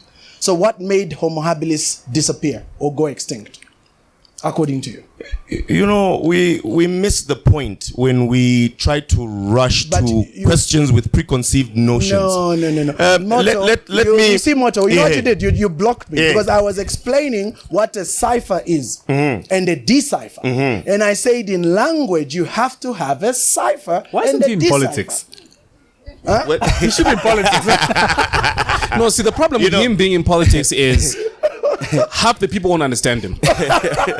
But he would make a very good politician Yeah. by deflecting and So- going No, around he's not- in he's circles. not no, deflecting, I'm not though. deflecting. He's I'm not not deflecting. Or going around in Yes. circles over a simple question that Rev it's asked because, you. It's because I feel we are missing the point. But what's if, the for rubber example, point? if we're going to start talking about early man, No, all no, right? we're not even talking about element. start I'm talking trying about to early show. man. You remember Uh-huh. we talked about singularity? Yes. I said language was a singularity because it changed completely the geography of man. Language did not happen at once. Yeah, it may not have happened at once. It But can't. did- It's no, impossible. But it occurred, and No, because it didn't. Yes, it did. You know, cavemen used but- to mumble. No. Historically, we have evidence So- through archaeology, and archaeology shows us that the earliest forms of human civilization were 3,500. Can I BC. ask you- can I ask you let this me simple finish. question? Let me finish. Yes. It was 3,500 BC. But what's the big mystery of the whole appearing of these ancient civilizations? How old is in your opinion? How old is the Earth? No, let's not even go that way. I just want to deal with the No, because civilizations. I like Because the numbers Earth, that you are the mentioning. Earth is 3 billion Uh-huh. years old, according to science. No, not according to science. I want No, but what science what shows is your through- opinion? No. Do you follow that idea? I do. The 3 billion. According Yes. to science. Yes. So are you a Christian or are you a Are you, scientist? So No, where I'm does both. creation now Yeah. fall in? Yes, exactly. As a very Christian. Very simple. Have you ever studied Genesis 1 and Genesis 1 2? That's another topic. And In I the can go beginning? in there, yes. Yeah. And then verse 2 says what? You know, if we read the don't entire chapter there, it actually No, puts let's- the order No, of existence no. wrong. Genesis 1 2. What does Genesis 1 Do 2? tell us. Give us. it says, and the earth was without form and void, and the face of the deep, and the Spirit of God hovered upon the waters in the face of the deep. 3 questions for the simple The guy. earth was without form And void. and then Void. What? And void. And then who hovered over the waters? The Spirit. The Spirit. What water? Because Good the question. earth So, was without form and 3 void. questions. So So 3 meaning questions. it's non-existent there. No. So who's hovering in water and where is this That's water? my point. Because Genesis 1:1 says, in the beginning, God created the heaven and the earth. So, done. What is the heaven? No, that's my point. So, but we're digressing. I still come back to language because I want to deal with that. Me, I go logically. So we're gonna go logically. So that we conclude one issue, move to the next. So, in verse 2, it shows something chaotic happened because that word void, empty. That very word means chaos. It signifies a ruin. So if you had to translate that in English, it would be, and the earth was in a ruinous, shapeless form. But there are 3 things existing. What would that look like? A ruinous, shapeless form. Like one form which had something and then something cataclysmic. What would it be? Spherical, That's my triangular? point. It's got no shape. It's got no shape. Yeah, but there's there was water, something. But there's water, there's darkness, and there's a deep. Ooh, and you see. So where am I going? Where am I going? You see, you said, do you believe? You know, we could just dwell even just on that, and No, you would I see want that to do things would not really make sense No, there. we're on language. Yeah. We're on Please, let's go. No, language. I'm just trailing you. I'm just following you. Yes. Language. Yeah. You brought me to that. So Please, is the let's earth go. 3 billion years old? Yes. And I can explain in great detail through Bible scripts too. But let's deal with language. The Bible only goes up to, I think, if I'm mistaken, 12,000 years. No. There's people who don't know how to interpret it. Ooh. So, you just met one who knows. Isn't it just a book? No, it's not. It's the word of God, and I can. How do we know that it is the word of No, we're God? digressing. So let's deal with language first. Let's go to language. So 3,500 years ago. Sorry, 6,500 years ago, because we're talking about 3,500 BC, 4,000 BC, and up to 12,000 BC. We have evidence to show and suggest that civilizations just popped up out of nowhere. The scientists have been baffled because they've never been able. These are anthropologists, archaeologists. They've never been able to track any kind of growth leading up to this sudden appearance of civilization. Sudden appearance of civilization. It does not compute. So what should we do there? That's my point. My point is that language showed up. So the question is, where did the language come from? It is a singularity. I disagree. I disagree Yeah. that language just showed up. It did show up. Because cuneiform and all the ancient writings. So Homo suggest- habilis, what language was he speaking? We don't know because they don't exist right now, do they?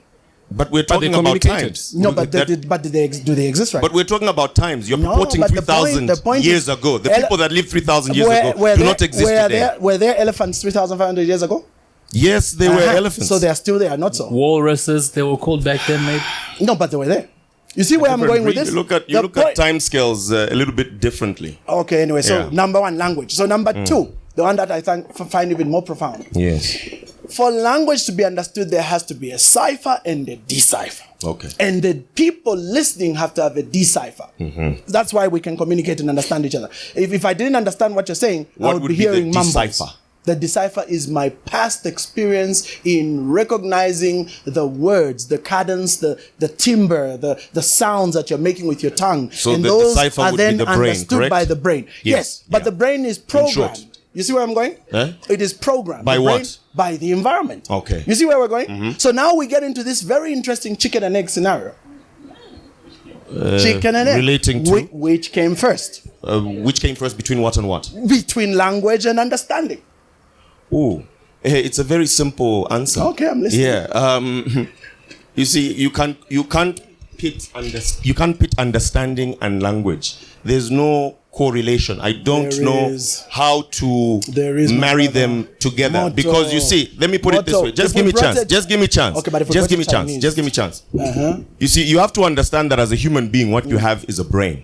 And you have to know what that brain does. Yeah. The brain does not exist internally. It actually exists externally, in the sense that you interact with the external world using your 5 senses, That's using right. your eyes. All of these things take information into the brain as a central processing unit to basically extrapolate. You're Sorry messing about me that. up. Go on. Uh-huh. So once all of that information and data is collected, it needs to be extrapolated to create an understanding.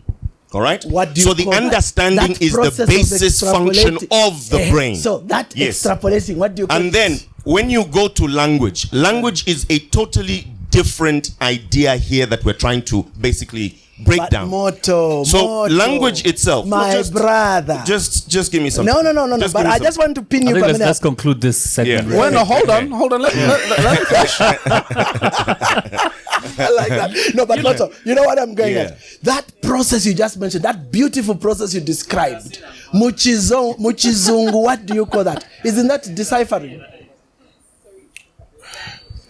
I don't know if we are understanding the argument that is on the table, and Maybe this I'm is because we're kind of going all over the No, we're not. all over the place. No, we're not. I did not really want to have any contention with language, except that No, I just your put it as an understanding of language coming into the picture was that it is quite complex and we do not completely understand it. No, and I'm I saying didn't say we there's didn't no one understand it. in the world, there's no one in the world who is basically misunderstanding language as a person that studies it. We know exactly how it has come to rise. And human beings did not just develop Bemba. Oh, all of a sudden we're all speaking Bemba. No, that's not how reality works. Reality unfolds over time. And that's what you call change. Yeah, so you but- can't say we've been the same this whole time. Even the languages themselves, the size changes. Of course. But But words still- come into yeah. play. Yes, they we grow. evolve. I agree. You build a boat. You never had a yes, boat. You have to but come up with a name for yes, it. but So your there's one- language grows. yes, but for those there's of you one that have thing- not built a boat, you won't have that word in your Absolutely. language. But here's the thing. Whenever you have any kind of communication, it must be put in a medium that That's is not going the to be- contention. That's not the contention. Yeah, but the point Yeah. is, if you remember, we got to a very interesting point, which I want to emphasize: the chicken and egg. You cannot have a message without a cipher. That's my point. There has to be a means to decode. Yeah, but that's not the a contention, Reverend. No, it is a big contention. You know why? Because there is no way language can appear if I'm just there's saying no that that's not our means. argument. You know why our argument. you know, our- but you know why it's an argument. Can I tell you why it's an argument? It's not important to this. Okay, no, but I'll Yes. tell you why it's important. Because the whole point behind language brings me to an even deeper and more powerful As language, yes, but Yeah, not but the I- misconception of language and No, it's coming to fine. rise. Fine. Yes, No, language, no, yes, no. but not its for me, misconceptions. No, for me, for me, language is a serious singularity, and it proves a change that is drastic and inexplicable. It's too drastic and it's too complex. It had to be introduced, and let me show you what I mean. The human cell and the human body and everything in it is encoded in an object very tiny, 6 meters long, with billions of combinations, which are made out of 4 basic carbon molecules. I won't mention them, but those molecules form DNA. RNA. Thank you. DNA. Yeah, we're going somewhere. Now it has been proven. It's not a contention for me because let me I'm finish. not No, a so scientist. let him Yeah. finish. Let him finish. So now, here's what's interesting about DNA. When the Human Genome Project began in God knows what year that was, I think 96 or 99, somewhere there. It took them 10 to 15 years to decipher the entire gene code. Okay, 3 billion combinations, 15 years to decipher it. Now, what's interesting is that code is what determines every person in this room. You know, it's the code that is in the sperm that is, combines with whatever it is and forms a zygote which starts life. And in there are all the instructions for life. These instructions are a language. Do we agree or disagree? Do you agree that it's a language? We've lost these guys a long time ago. It looks like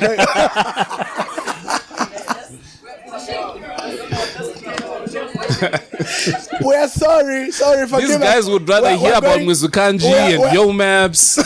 We're gonna come back to Earth. They brought an intelligent guy. You see what happens when you bring an intelligent? All right. So my point is that DNA is also a language, and it contains code. And the code DNA is not a fine. language. It may not be a language, but it Contains. It's instructions. It's Since not it's not a even language, code. let's call it instructions. It's got instructions in it, and those instructions have everything to determine how you come to be, the hair, the color, the what, the build, everything, your voice, you name it. Everything is in that code. And it can be engineered as well, right? Yeah, but they have not reached the level that it can be. Yes, they have. actually Yes, have. they have. No, I know there's something called CRISPR. CRISPR, yes. They are splicing DNA, I know. Yeah, But we are able to. they're not there. No, they're still struggling. Take it from me. It's not. You see, Okay, this is the let's difference. not digress. Okay, let's not digress. Hey, no. Motto, let me finish my point. The microphone doesn't work. Hello. No, Motto, I want to finish this You point. see, this for me, this for me is just the difference that I don't say they, I say we, and when I say we, I mean you, me, and everybody. But you are of the view that it's them. Who is this them? Isn't it we? Because you cannot decide yourself into existence. It's impossible. Nobody decided themselves into existence. That's right. So yes, my point we know being- very little about here how it is. existence the happens. Exactly. So Yes. the point is, there is something called causality. And causality dictates that you come because something causes you. So my point being, the DNA, and this is the catch. That is a hypothesis. Okay, fine. Yes. But the DNA is a very interesting tool because it contains a code. And for the code to be read and understood so that you can produce my brother here, that code must be read by something. Now, according to science, there is a reader code You've RNA. made a lot of assumptions that are incorrect. This is no. And but you see, this is which the part? reason why we can't sit here Okay, and so pretend which to... part is incorrect? Let me just Let put me it this pause way. there. We can't sit here and pretend to be scientists. I am not a scientist. Well, You are not a scientist. Yeah, I'm not a scientist. You but are not a scientist. I read up He is on not it. a scientist. But So I we read up- cannot sit here and begin to talk about DNA, splicing, and all of those kind of things. We will misinform everyone. No, we're not because what misinforming. we are giving are actually opinions, as No, we they're are not experts in this area. They are not opinions. So I what if really appreciate what if the expert honesty. is wrong? Okay, but you do know DNA contains code, right? You agree with that? That's No, not the come contention, on. Ref. No. But the point is, it the contention contains- is nothing to do with DNA. No, it the has. contention is to do with reality. Yes, but the reality has a language, and the language must be understood, deciphered, and coded. Okay, we need to take control of this conversation now. Yes. For me, I think the unanswered question here is we know where he's coming from. Yeah. When it comes to where we've come from as human beings, creation, God, Genesis 1, he gives an example of whatever. Where do you think we came from? So we don't. You were saying we know. You don't know. We know. No. No, And- so you're hold on. now trying to No, no, no, you're let me- subjecting your view to mine. Let him answer the question. Yeah. Go Yeah, ahead. but it's subjective. When I say we don't know to that, you don't know is over the fact that, first of all, you cannot begin to prove that the book that suggests about We're not the even beginning, talking about hold the on, book. the beginning and the end is correct. But Secondly, you're not talking about the book. we cannot say that this book was actually created by a God that gave We are this not book talking to about- us, we're not because we Motto, cannot prove what's that your as well. position We are on not our talking about the origins book. as So a planet to start with? in terms of arriving at a fact of how we came into existence, Yes. I would say that we know something, and there are a lot of things that we don't know. For example, the happening of life on the planet itself. The science of it is referred to as abiogenesis. We're talking about single-celled organisms, coming together, and over millions of years, that basically gets Where did changed. those organisms no, come from? No, there's a So, better aha, question. No, there's aha. no. Listen. Now, those Can are- I counter? Yes. Can I counter biogenesis? Abiogenesis. Whatever it's called. Yes. Here's the answer, or rather, a counter. You've ever heard of the law of chaos or the law of entropy? Let me put it this way. We all don't know these things that we talk about. Dude, let me entropy is get it. Let me take it back. Yes. We have absolutely no proof for the existence of of a entropy. God. Let's start from there. No, let's not talk about God. Nobody. No. raised God. What I mean is that everything that we're going to talk about is going to be futile because we're going to pretend as though we exist but- in a universe that is created and designed. No. Motto, you are breaking the rules of engagement here. Yes. I said God out the window. We're not Okay. discussing God. Forget about God. Let's just talk about us and how we came to be. Okay, great. That's where we are. Great. So if you start reading the Bible, what, great. we If are we going talk off about track. us and how we came into being, I am not a scientist, so I cannot conclusively say,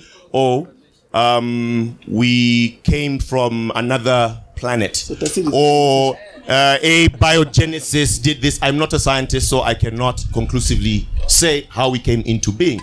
But yes, we all don't know. Not we. Yes. Us we know. So then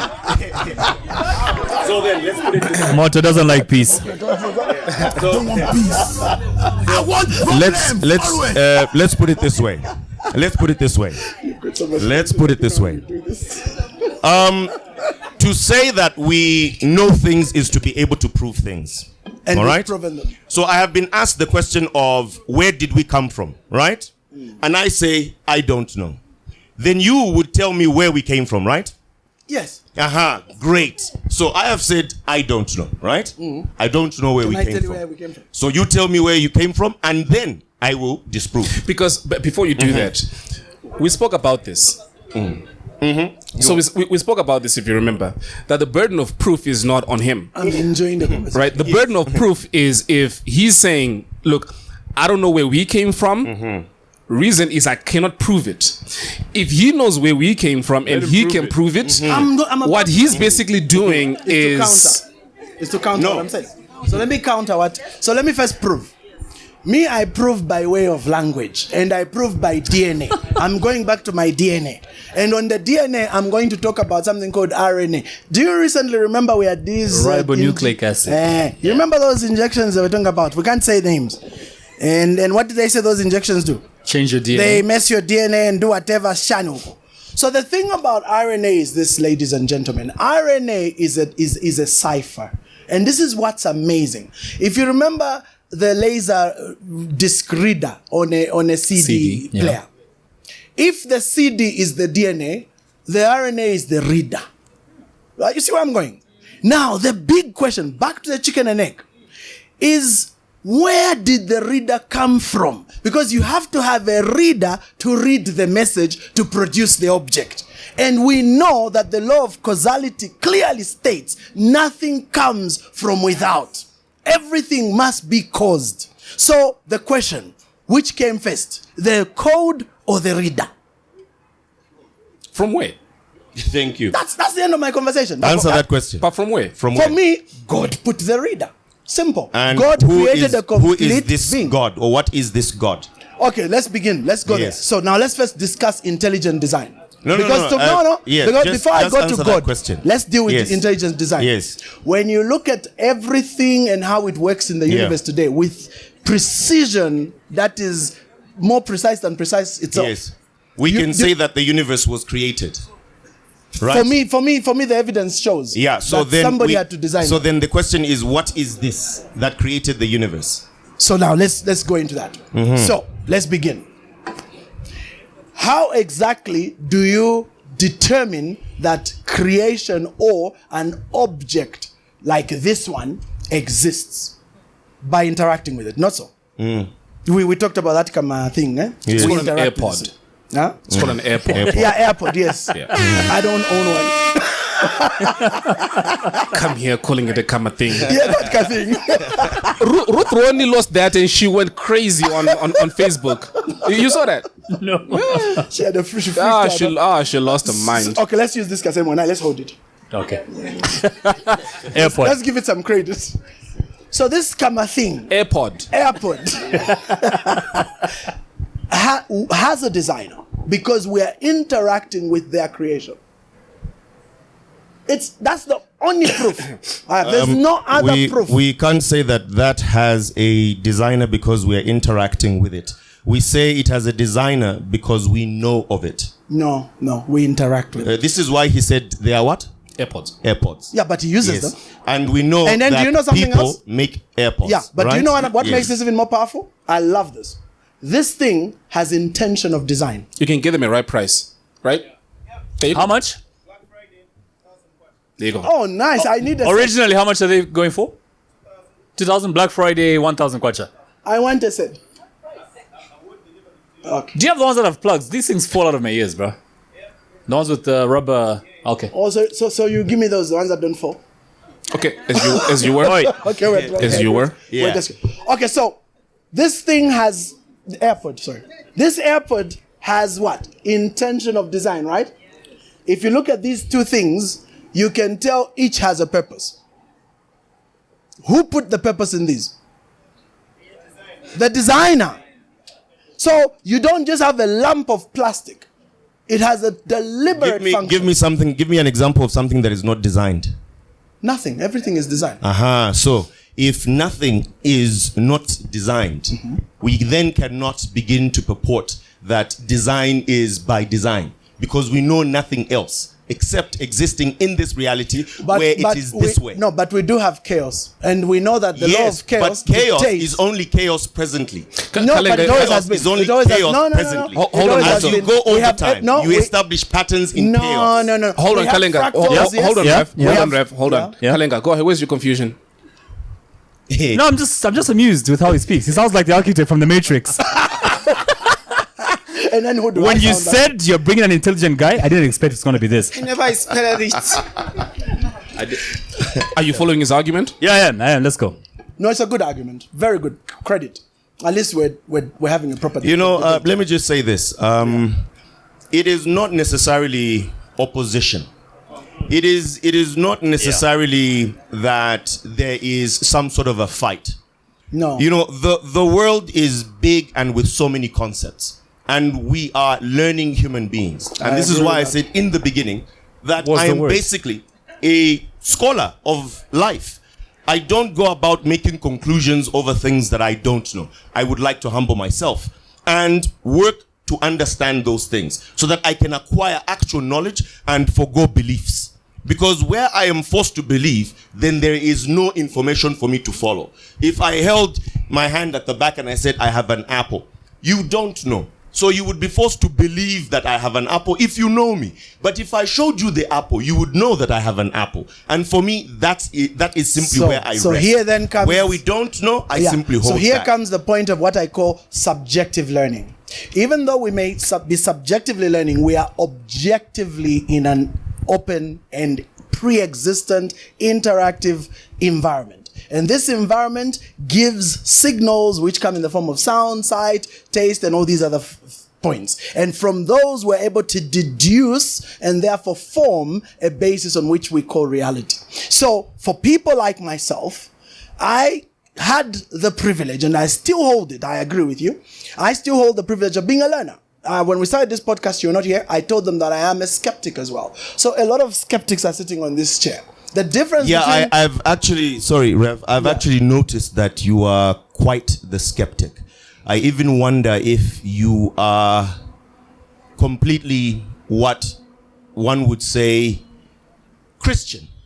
Good observation, huh? I'm a kingdom man. You That's have what I would say. expressed some liberties that I kind of like, where it is not having minds that are being put in these small containers. You know, I believe in coming out. Yeah. And if we were, for closet? example, to develop, yes, just come out of the closet.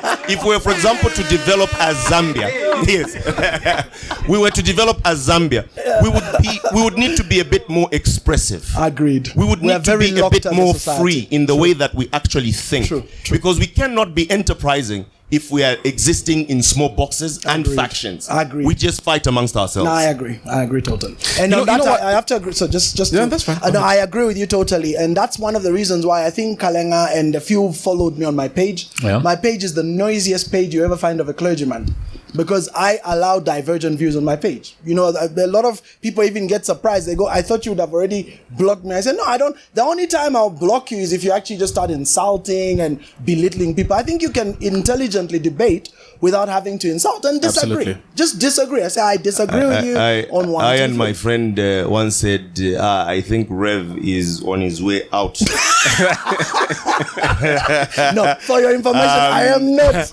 and I was kind of surprised. And I always get shocked when somebody, approaches me and says, I was once like you. Because I am always like, I don't think that's how it works. You are not once like someone. You're You know, always you that were person. always once yourself. You were never once like me. Yeah, but you know the truth. But you know, Moto, Revelation. You know the beauty about Revelation. You talked about the apple thing, right? Yes. Before I could see what's behind your hand, I had no clue. But the moment I see the apple, I go, oh, it's an apple. So all of a sudden, that changes everything about how I interact with you. And I believe that's how life is. For me, that's what I do not really like. You know, yes, I do not really like it. I would hate it for someone to say you are an atheist, because I'm not an atheist. That's why I say I don't think I am an African. That's what I am. I am an African. I'm not an atheist. If you're Fiaba Sungu, atheism and Chanchan, but you do realize that as even the Africans- religion itself, But you, Fiaba Sungu. but you realize you know? as Africans, we also interacted with our environment and believed in the existence of God. And, we had different understandings of nature because we existed quite close to it. We were fed by nature, where the white man was actually fighting against nature, and they developed and built around nature. We were existing with nature closely, and that's where we were even able to harness medicine from the soil. That's true. You know, and now we call it witchcraft when it is actually not. No, it's just medicine, the ones who but we have label not it shared witchcraft- enough information about it. Sorry to say, You but know? the ones who call it witchcraft are white supremacists. The very same people that brought these ideas to us, and now we have adopted them like they're ours. You know, I can't even stand to, and for me, this is one of the reasons why I am not really for religion, because I can't identify myself with it. I can't identify myself with a Jesus Christ with long hair. You know, But I he can't never did, identify eh? myself. Just for your information, Hold on. he I never can't did. He never identify myself with the picture of a God in a book that looks like a old white man with white beard. I can't identify with that. Yes, and I agree, and It I has support you. connotations of basically saying that this is us coming up with these ideas because Yeah, they are a no. reflection of our society, Yeah. and then they bring them to us. Yeah. You know, No. for me, I find that And you know quite what? I'll tell you problematic. something. I forgot my book, but in my book I tackle this very deeply because it was actually part of white supremacy. So when the white people or the white man decided to bring quote unquote Christianity, they brought it encapsulated in white supremacy, and it's extremely unfortunate that it was used very pervasively with the culture in order to diminish the African culture, but no truth to it.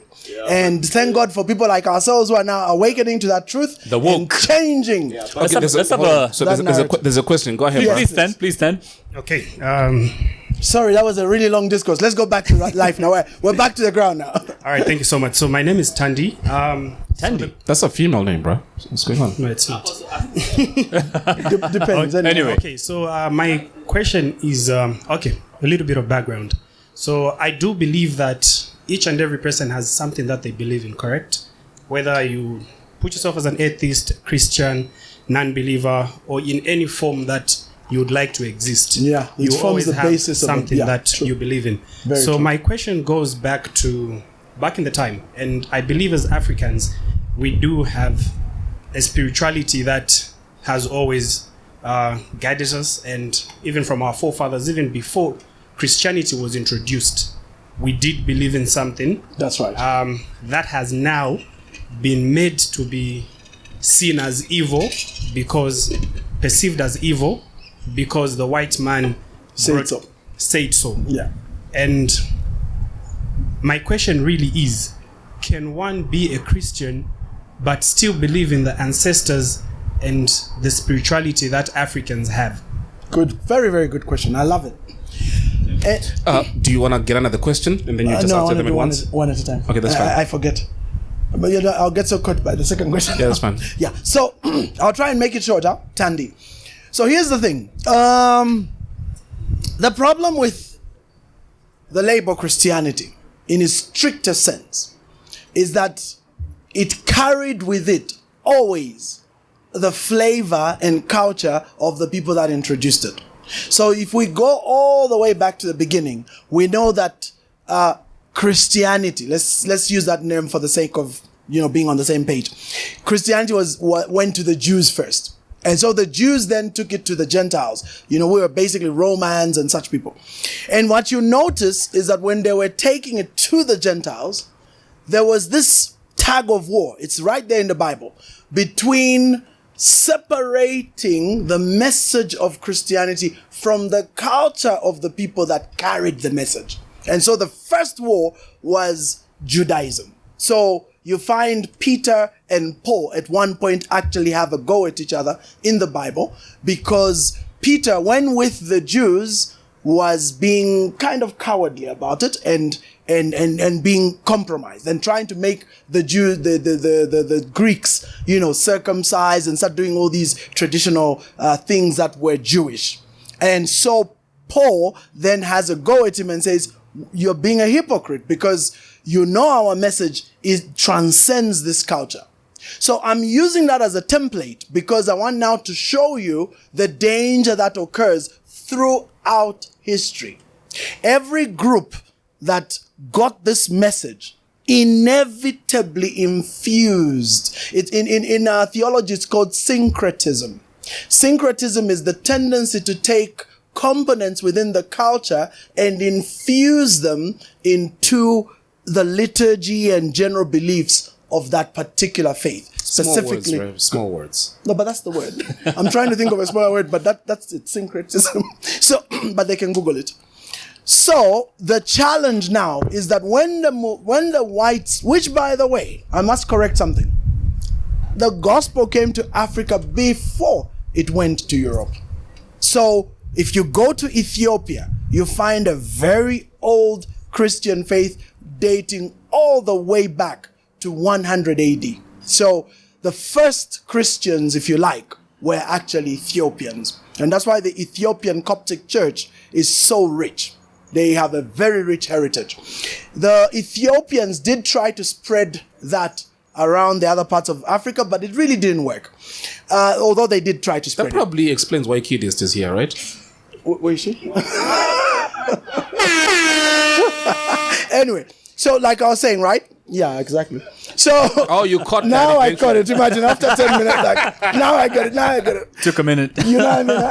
Because I'm like, goodness. Oh, yeah. So what happens now when the Muzungus came? They did the same thing, and I'll honestly admit with you, it's one of the gravest, worst mistakes ever done by Christians. And I know we're not supposed to mention denominations here, but they are the largest and most powerful. The Roman Catholic Church did this. They did this in South America. The horrible, horrible things they did there. They did this in Africa. They did this in Europe itself. They killed, murdered, raped, did horrendous things in the name of God, and imposed that on the people. So, Gob, promo. I want the Catholics to lose their minds when they hear this. Why did I say it? But anyway, point being, so as a result, we see this weakness. The Catholic Church came up with something called, and this is real, you can Google it, it's called the doctrine of discovery. And it's the basis on which the entire missionary movement until pretty much the 19th century, right through to David Livingstone, operated by this. And what the doctrine of discovery said was, and I'll paraphrase because I can't quote it word for it. It said, in the name of God and His Son Jesus Christ, you have been authorized as custodians of the church to go into every culture and convert those people to Christians. And if they agree, well and good, they will become subjects of the Queen, King, depending on where they were coming from, if they were Spaniards, if they were Portuguese, and the Pope, and they will become members of the church. Sorry, I have to cut you short. Just short answers. Yeah. And we're digressing from ancestry, Africans and ancestry. Yeah, but you see where my point was, huh? My point is... No, I don't see it yet. No, okay, sorry to say that. So anyway, the point is that the church, as a political movement, really missed the message of the gospel. So, bottom line is we need to get back to the root of what the true kingdom of God preaches, understand that, and then look at the context of what God has to say about all these other beliefs that we may have had, which may include ancestors. So the Bible is very categorical. The sad part is that the people that brought the message brought their culture and forced it at the risk of death. And So this if is they- not just for Christians. This is also true for Muslims. So if they forced it, then how do you answer his question? He's saying, is it right? Is it wrong? That's why I'm saying go back to what does the what word the of God say? Sangomas do, talking to our No, ancestors but what and all does that. the word of God say? What does the word of God say? The word of our words. yes. How is it our words? Because I just it is- heard Peter, Matthew, the Jews, the what. Because- it all sounds foreign to me. No. None of them black. Yeah. No, who told you they were not black? Who said they were No, not I mean, No, well, none of them African.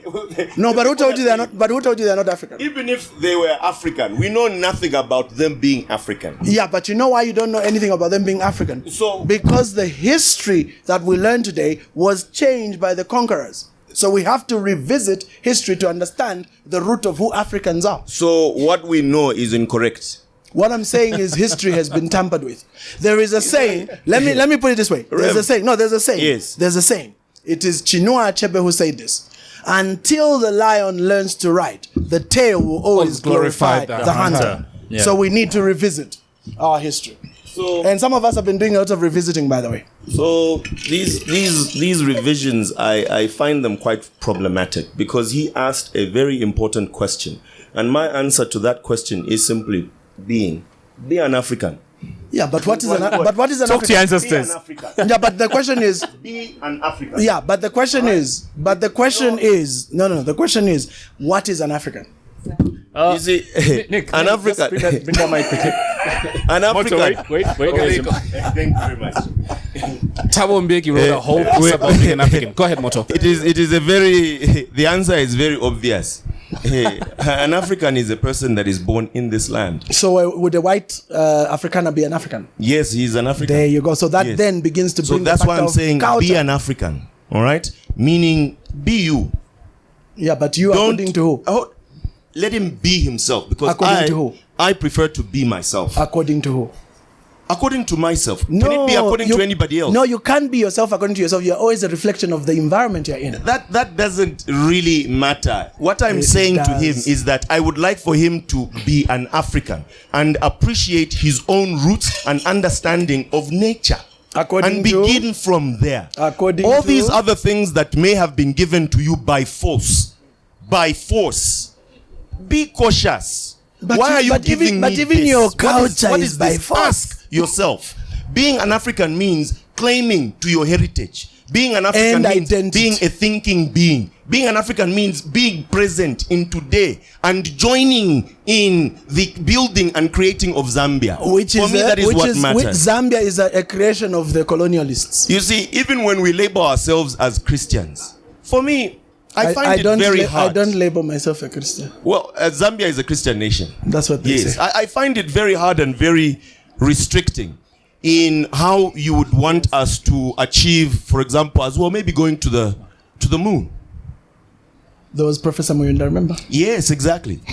If we keep on subscribing to things that are just easily brought on our tables and we don't pass them through the firewall to test them, whether these are facts or not, No, that's you I must agree. always be very careful with foreign information. Yes. Yeah, because all of these things that we argue about, they are really not coming from here. True. They are coming from there. I would be more interested to figure out exactly what we were worshipping and what life was really all about. Africans beginning to write stories about Africa. But can I give you some good news? That information is there. All that has happened is that we have had it suppressed for centuries. But now... That's not my contention. Yeah, no, but the contention is now we have ability to know who we are. And we have to go and delve, like you say, because I'm a skeptic. I believe if information comes out, I'm going to go check it out. But we will never know ourselves if we keep on thinking that what the West brought here No, in forget about the Africa, West. what the West brought here in Africa, religion, as they have pegged it that side, is good for us. But do I you really realize- don't but think do you it is. realize that it's not because just if the you West, even go because- to the West now, very few people are religious. Yeah, they've forgotten their God. But here's the thing. They've just dropped those Okay. ideas that we brought this to Okay, Africa, and now okay. we have to follow it as All right, well. just hold on. There's another we one need here. we need less intelligent questions. go ahead, bro.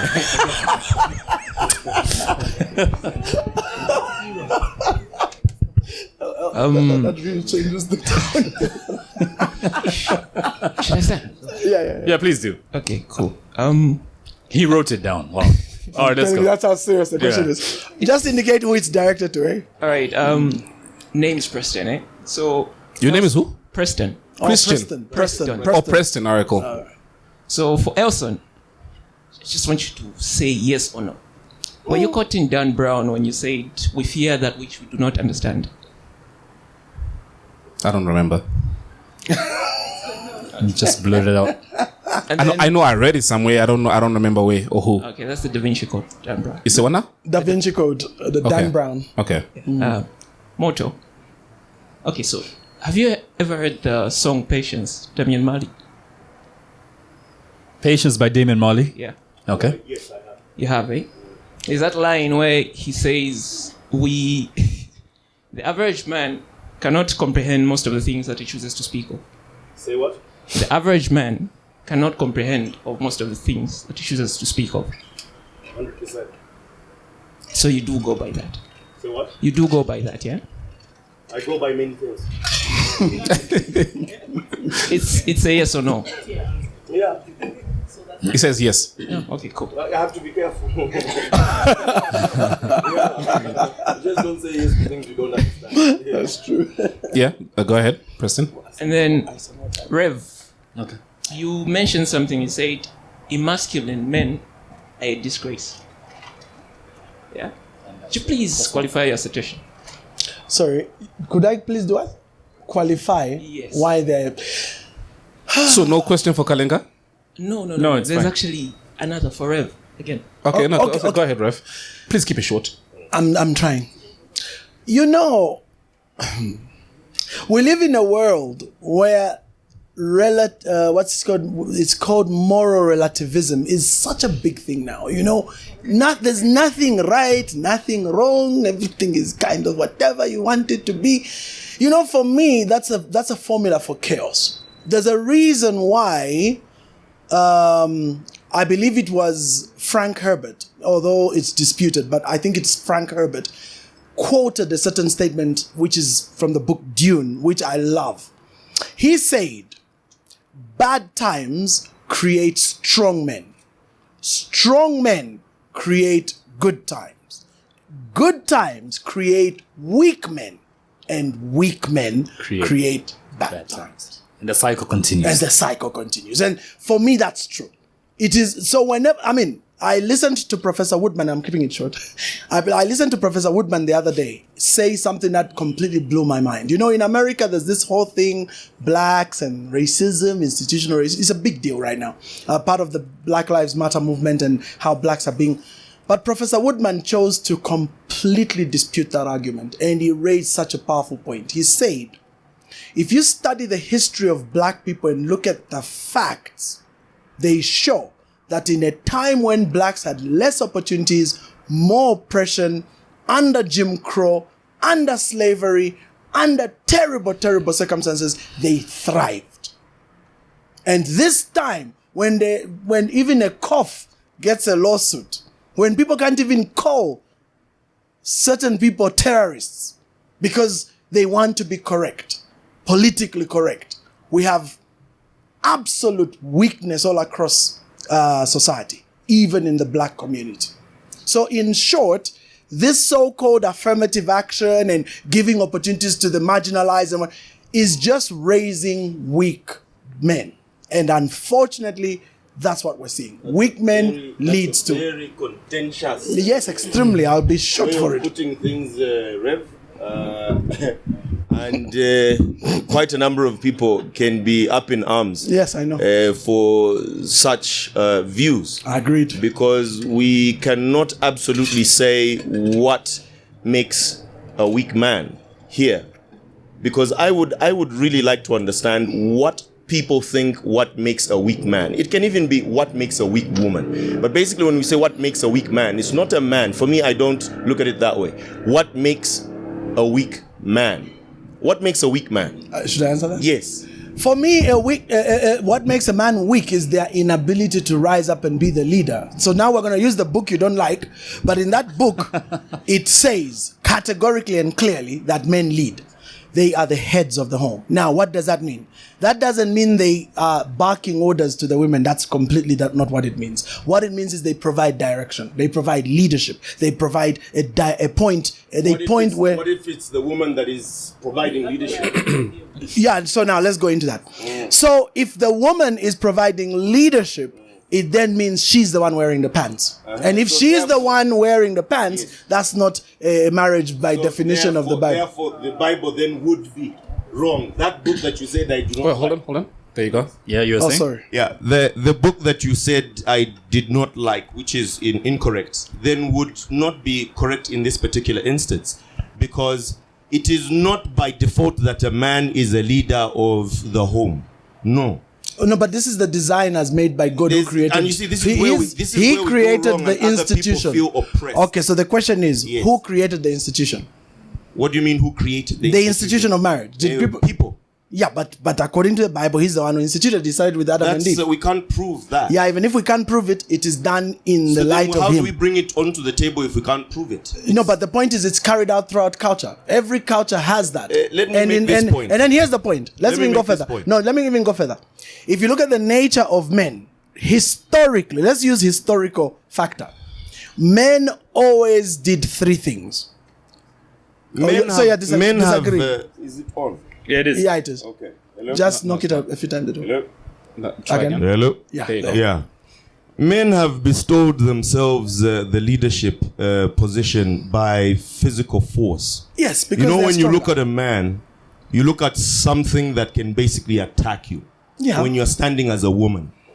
And using brute force, man has always been on top and suggested that the woman is not as intelligent or as strong. No, I as disagree. the Yeah, man. strong, yes, but therefore- intelligent, no. So therefore, even when we build a home, the man will be the leader of the home. But how did he become leader of the home? Because he's been leading since time immemorial. He has put himself there. You And know this why? is why we You have know why? women emancipation today. Yeah, no, but here's the thing. No, we need to. Yes. No, but we have to accept. Because let's things go have back into changed. history. No, but Women let's. are also going to Yes, work but let's and go. earning. No, let's go Yes. back into history. When there were basic communities and there was danger to because communities basically we can agree that people started getting together, and as they got together they would protect themselves from danger, and then they would hunt and gather. And so in the process, the men were physically designed to carry out those hard works. Women were not physically designed to go and fight animals or dangers in the community. It was the is men. that what is hard about life? No. We're talking If, about so what the if concept. we let these on the two other go side, on, not this hard. episode will end tomorrow. I know people came. Our guests here also came to not just, be witnesses to this interview, but also to find out more about the podcast and celebrate with us 100 episodes. You're extremely smart men, and this discussion could go on forever. I agree. It could go on forever. That's why initially I said we need to take control of this because Exactly. Any other questions away from the topic that the two have been discussing right now? Yeah. Let's get away from this. God. Otherwise, this will go on forever. The sun is going down. There's a lady at the back. Nicholas. did you finish your question? There was one more. Let's move on. Timer's run. No, let him finish off his question. Go ahead. Just let him As finish long off as his it's question. not. As long as it's not. No. Okay. Yeah, go ahead. Okay, so the last question, Rev. Yeah. Do you think you're controversial? Because, there's been posts that you've made on social media, given your, should I say, your platform and whatnot, which have seemingly come off and attracted so much steam. Yeah. It's something you posted, I don't know, a couple of days back. You're talking about women initiating sex and whatnot in a marriage. And then in the comment section, you talked about a pole dance and whatnot. You talked about what? Speak up, bro. Yeah. Yeah, you talked about having a pole dance in the bedroom and So, and then considering the kind of person he is, that brought up so much attention and, it caused negative this heat. whole So storm, do you yeah. think you're controversial? I don't know if it's controversial. I just think I'm real. Have a poll in the bedroom. That's fun. This girl here seems like a freak. No, but for real, The girl in white seems like a freak. So the question is it? No, She said yes a little too quickly about the poll, But I mean, to go with Preston's point, it's not that I choose to be controversial. I just think, in the words of motto here, I'm a lady in pink. skeptic and I'm a pragmatist, but who happens to be strongly rooted in God. So, I know. So, based on that, I've always believed in being real. And being real means talking about stuff that I think tends to rub people the wrong way. And I don't do it intentionally. It's not like I wake up in the morning That's and sexual say, harassment. is it? Huh? So I don't wake up in the morning saying, so what controversial thing should I say? No, this thing just comes out. And then sometimes I have to put my own post down because I get sometimes people actually come to me, Rev, I think it's Too much. Machiram. Any So more questions? I do. Please keep at it. Please keep at it. Any more questions? This guy doesn't like peace. Moto doesn't like peace. I don't want peace. At the back there's I a want lady. problems always. This lady doesn't want to be on screen, so the camera will not, focus on Our her right very now. own Patreon. Nice. This is Glam, right? Yeah, but your name is not Glam, is Dora, right? What's your name? The She's Explorer. not Oh, I saying- shouldn't say your name. Okay. Oh, yeah. All right. All right, Okay, just so- hold the mic closer to you. Okay, so my question is for the Rev. Motto, if you feel you can answer, well and good. Well, Rev, I would love you to you love explain Rev. more on the subconscious mind. Well, I'll go back to scriptures in the Bible, when the people decided to build the Tower of Babel. Yes, God saw that these people are building this, and God, being the Almighty, feared to say these people have made up their mind that they want to do this. That's right. And they will succeed at it. That's right. If I don't stop them. That's right. And today, if we look at the subconscious mind, like today with the sermon we had in church, the pastor was saying, the mind is as important as prayer. You can pray, you can fast 40 days. If you have a defeated mind, you have lost it. And I see I listen most nowadays to sermons on the subconscious mind. And you find that if you put your mind to something, it happens. And you find the word, no, maybe it's deja vu. I've seen this before, but it's deja vu. So I'd like you to explain to me more on the subconscious. Thank you. That's a great question. Actually, it would be, yeah. You can answer it too So after you the answer ref. it as well. So that's an entire podcast. but very simply put, ma'am, since we don't want to mention, the mind is 5% conscious and then 95% subconscious. And according to the science of cognitive science, we operate only in fact, we are conscious of our day only for an hour. And the remaining 15 hours we're on autopilot. And this autopilot is because of the subconscious mind. The subconscious mind is the one that carries out all our menial repetitive tasks. It learns from what it sees in the environment through your conscious mind, and once it has learned, then it becomes conditioned. That's why in cognitive science, we call it conditioning, isn't it? That if you are exposed to something, say something repeatedly, then you can get the mind to change. Now, the funny thing though, thank you so much. The funny thing about the subconscious mind though, and this is the scary part, is that what you learn in your formative years is very powerful. Like between the age of 3 and 12, that stuff stays. This is why the Bible says, train up a child in the way it should grow. And when it is an adult, it won't depart. And you see, this is what is actually messing up most people. So in conclusion, whatever you see in the environment is the collective cultural programming into the subconscious. And most people will regurgitate that. That's why even when they come to the saving knowledge of God and His Word, many will still struggle with all these crazy habits because they are fighting their subconscious. So there's a part where we have to now reprogram. So the word is unlearn all that you got from your environment and then relearn. That's what the Bible calls, do not be conformed, but be transformed. Let me close with this. Transformation is a very powerful process because it's like taking something shaped like this and changing it to this. So it's very profound. And it means you break this thing that's been formed, pulverize it, put fresh concrete, fresh water, everything, and then recast it into something else. So that's how powerful the subconscious is, my sister. All right, Red. Thanks. Monto, you want to say something? Same question. The subconscious is also, I can say that it's an interesting area of the brain, and your subconscious basically is where most of your experiences basically get to sit. And so sometimes some of the decisions that you make, you don't know why you have done this. It's basically coming from the subconscious. Now, I always like to say that you must be able to address the information that sits in your subconscious in order to be intentional about your actions, in order to know exactly what is happening around your life. You don't want, for example, traumatic experiences to shape your future. That's right. Because that's how you are viewing the world, and you are not really addressing that sitting in your subconscious. So from time to time, even as you do things such as prayer, which is meditation, you are talking to yourself. You must be able to bring to commission those things that sit at the back of your mind. You know, people say something very interesting about the nature of a God, that it is omnipotent. It's everywhere. But there's only one thing that is everywhere where you are. You know what that is? You. You are the one that is everywhere you are. You are the one that knows everything about yourself. I thought it was MTN. So most of the times, it could be. So most of the times we sit around and we reserve judgment and we externalize that and create, for example, the idea of God will address it. That God is basically you. You are basically being afraid of yourself. You know, everybody has got secrets, but you know who knows these secrets? You.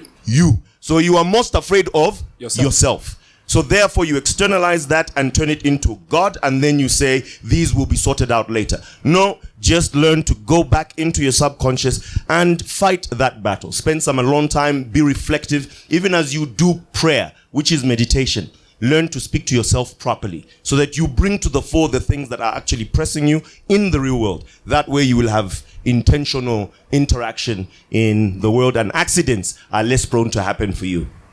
Perfect. Any more questions? Okay, so since there's no questions, away from the topic, anything else? Cruise. so look up the word apotheosis. That's what it says. Gob, there's some Can we dumb aspirin down in the my car. conversation now? Just get some aspirin for the headaches we're about to have with these big words.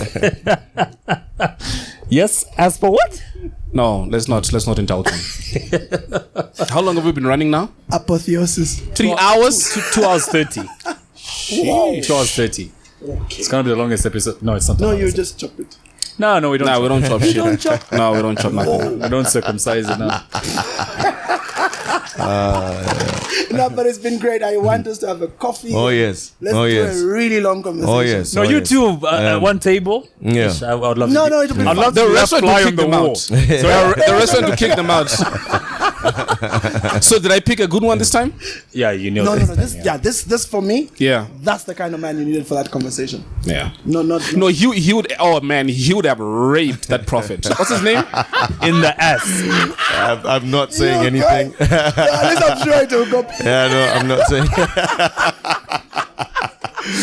Any more questions about the podcast? Perhaps I will. Where we've do you been? want to give him? Perhaps I'll ask questions. Is there anything that you feel we could improve? I'm guessing everybody here has watched at least an episode. So if you have thoughts, something we could improve, guests we could bring, go ahead, boss. Thanks for the opportunity. Mwambazi was my name, and basically my question is directed to Elson and K+. Okay. Congratulations on reaching this milestone. I understand you've hit so many hurdles, but my question is, how have you managed to bring together your different personalities and ideas and be able to achieve so much? Coming from a perspective where I've managed something with somebody, and because of different issues, it was not able to work. But I understand there's a principle. It says where one can hit 10, two can hit 1,000 or 100, something like that. Yeah. But I just want to understand from your perspective, the two of you, basically, how have you managed to bring this thing together and still be able to see it in the future? Thank you. You want to take that first, or should I go? In my opinion, it's a sort of like a marriage, if I may. The fuck? With no wife or no husband in this relationship, but there's a lot of compromise on my end, a lot of understanding on my end, a lot of. Sorry? It's obvious. Yeah, I mean, if we were both just one character, I don't think it would have worked. So I think that the dynamics of the podcast, him being who he is, me being who I am, and we bring our authenticity to the table, I think is what makes the podcast work and has brought us this far. Yeah. And I think we're opposites as well. I'm sort of like that person who grew up in a Christian home, and also on the other end. Sort of. Yeah, like he grew up in chaos. And even the way we ask questions, I meet a lot of people on the street who tell me, why does Elson ask tough questions that way? Why is he so rude and whatever? I think people haven't quite understood the dynamics of how this podcast operates. Usually, I'm the guy who knows the guests, and my ammo is to bring stories out of people.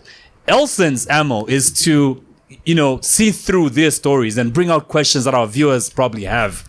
You know what I mean? So I'll ask Rev, where did you grow up from? He will talk about, I grew up in Libala, went to Libala High School, and Elson will come in and say, wait, at Libala High School, was it a boys' school? Explains why you are this way today and blah, blah, blah. I hope you get what I'm talking about. The dynamics, I think, are what, our opposing and different dynamics, I think, are what have made this work, in my opinion. Yeah, and to add more to the point that you just made is where you said, because again, we are running this thing as an entity, to make this as successful as it is, and we are two different people, is at the end of the day, we all have the same objective, right? Yeah. So if that objective is to make this thing a success, we both share that objective. The means of how we get there is what you compromise every single day. So for as long as you've got the objective to say we need to make this thing a success, we've got passion for this, respect, compromise, everything else is what you face on a day-to-day basis. I'm always late. And if he was any kind of person who wouldn't compromise, then after the third or the fourth episode, it would have gone up in smoke. He does a lot of shit that annoys me, which is, once again, every single episode, he is supposed to bring a release form, which he doesn't.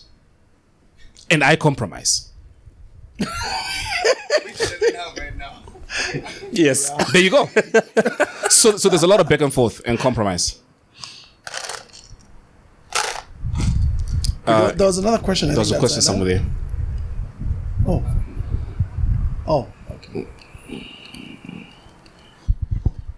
Hello. Hey. My name is Indanji. So I was just going to talk about how you guys pick your set, because how we do what? Your set. You're right. Yeah.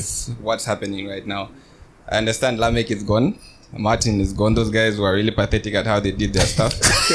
And yeah, so we have the new guys who are doing really well. But there are certain episodes where the moment you start playing it, you have these background noises, and it's just really hard to concentrate, especially when you're using AirPods. You're using, you're trying to pick every sound. Yeah, you pick every sound, and it gets annoying by the time you get to the 10th minute, and you just say, you know what, skip this. I'll wait for the next episode, which is I think maybe if we have to talk about improvement, maybe those are the certain areas I would touch on to say, okay, if you're going to pick a set, at least look at those things. Are they affecting your sound? Are they affecting your picture quality, such things? Yeah, I think that's it. Thanks a lot. No, I agree. We've been to sets before. I think the worst probably recently is maybe the Natasha Chansa episode where we get to the set, it's quiet at 10 a.m.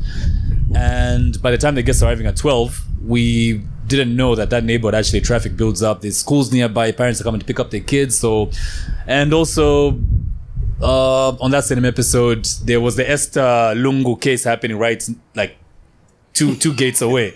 So there's cadres, there's police, there's trucks coming and whatever. So sometimes we fail to predict what certain venues are going to offer. And also like the Iman Ndinema episode, there were some Arab guys who came and sat right next to us, and no matter how much we told them to keep quiet, they just felt it was the country. I don't know why you mentioned that they're Arabs. Well, they were making noise, and so you should have just said that. They were Arabs. I'm trying to prove a point. Yeah, but anyway, that's an interesting point, so we'll look into that as well. And we're also just working on having our own studio where guests just come. It's a quiet space, 100% every day, soundproofed and everything. So, but again, all that takes money, right? Yeah, all that takes money. We should have an offering basket going around, by the way. We'll bring it on. Yeah. I like this. I don't know if there's any questions. There's so many episodes we've done. Something people did not understand. Yeah, go ahead, bro. Okay, something major. Yeah, go my ahead. name is King Visanka. Yeah, first of all, I would appreciate you guys. Congratulate you. The name again? King Visanka. Okay. Yeah. I'm one person who's particular with timings and days. So for me, I just want to find out like why do you air your podcast on a Tuesday, and why 15 hours? To be honest, there wasn't any real profound reason. We just sucked that date and time out of our asses. Do you have a preferred time? I would love to see you for that. You say what? I'd propose that we have to see you. Would you like on a Wednesday night, maybe? No. So there you go. Tuesday's good. Yeah, Tuesday's good then. 15 hours. Then. After See you that, Tuesday. catch it up even after. See you next Tuesday, man. Actually, this episode will be up on Tuesday. Tuesday at 3. I don't know if there's any more questions. Any guests we should bring?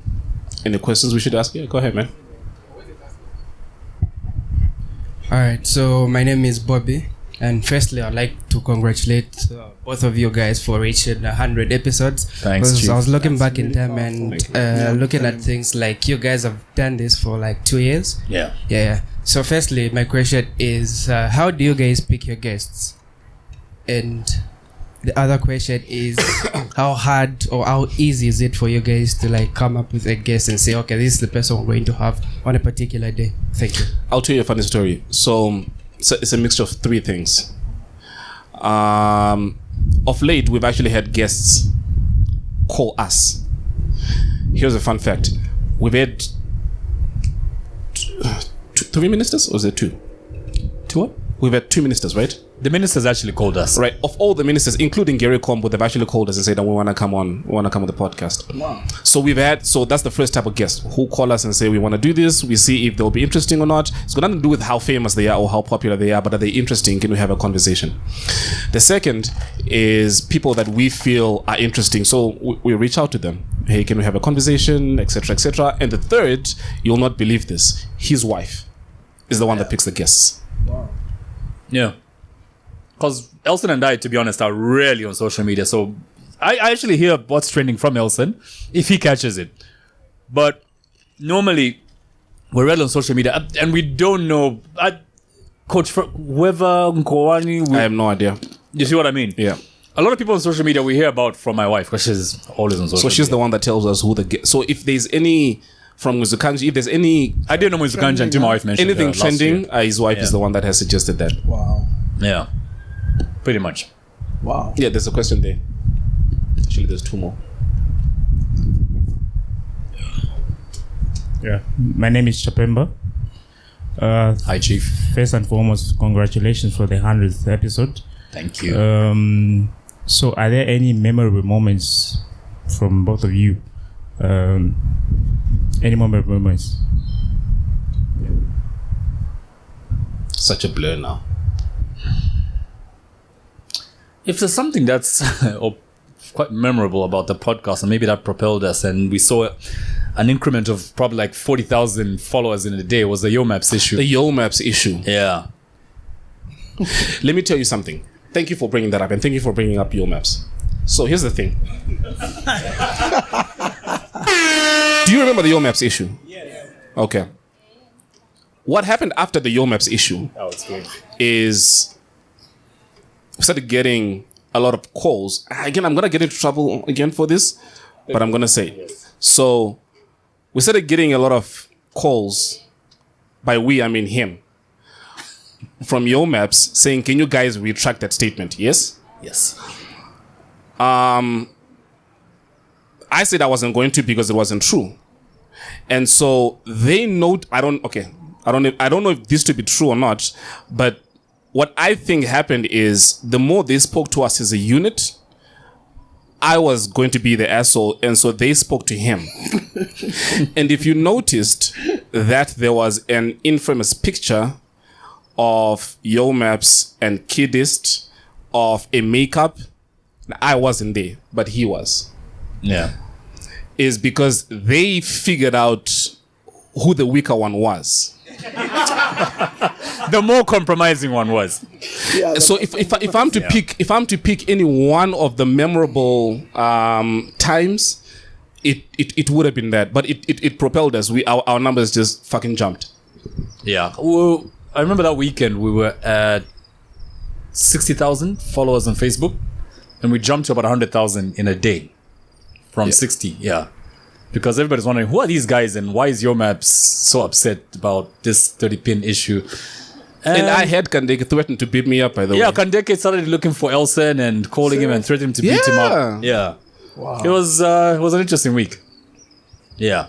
So they started losing deals and so they called. Oh yeah, so is that where the whole punishing him came from? Yes, then the literally- disciplinary committee came in as well. It was, So And from that, at the back of that, that's when Chile One also became popular. Yeah, exactly. Because So people it's then literally on the figured, back of yes, this. we'll There were- vote for it was a Chile One, and revenge. there you go. Yeah. Very interesting. Yeah, so I think. But you know, as an observer, Yeah. I think that's so cool. Let me tell you why.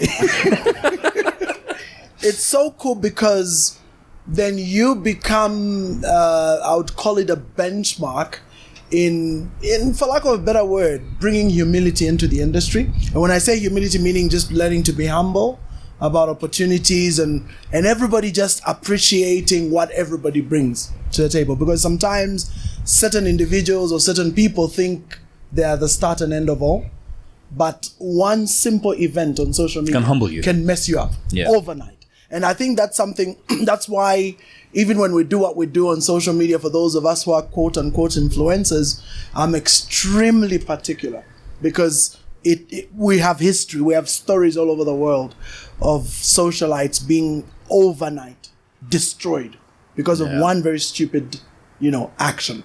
So yeah, it's for me, it was very interesting. I think it's titular and I think it teaches a lesson as well to those who are coming behind. Do not ignore anybody. Do not think you're bigger than anybody. You can be humbled in a day. In a second. Yeah. If there's nothing else, There was somebody with a question right there. Good evening. Good evening. My name is Philip.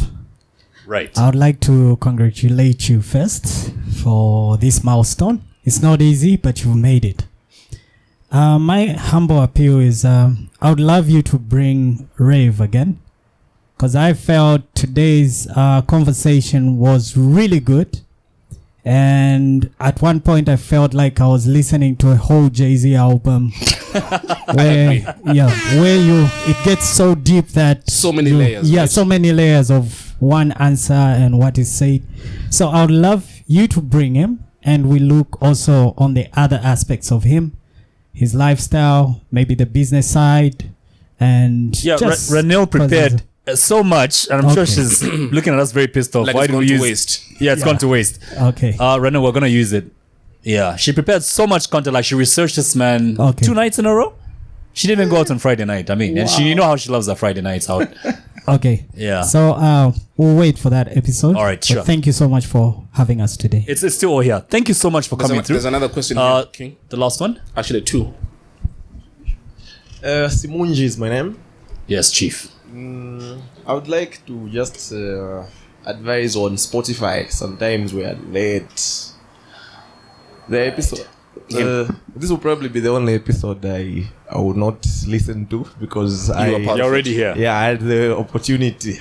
So maybe going forward we can also make sure Spotify is up and running. So another thing as well. Okay, go ahead. Oh, no, I'm just saying, going forward, when the episode goes up on YouTube at 15 hours on a Tuesday, by 18, you're going to have the audio as well. The other thing as well is there's also like a financial component in it because we have to pay for. We have to pay for that because I don't know if you know this, but it's not. You can't find it in Zambia. Yeah. So with every upload, we pay about $24 to put it up. That's true. Yeah. Because my audiobook is not in Zambia. There you go. It's out there. So we kind of have to pay for that. So for 100 episodes each, we spent, Bruh. Quite a bit. Go ahead, boss. Small fortune, actually. I know, it's more car, yeah.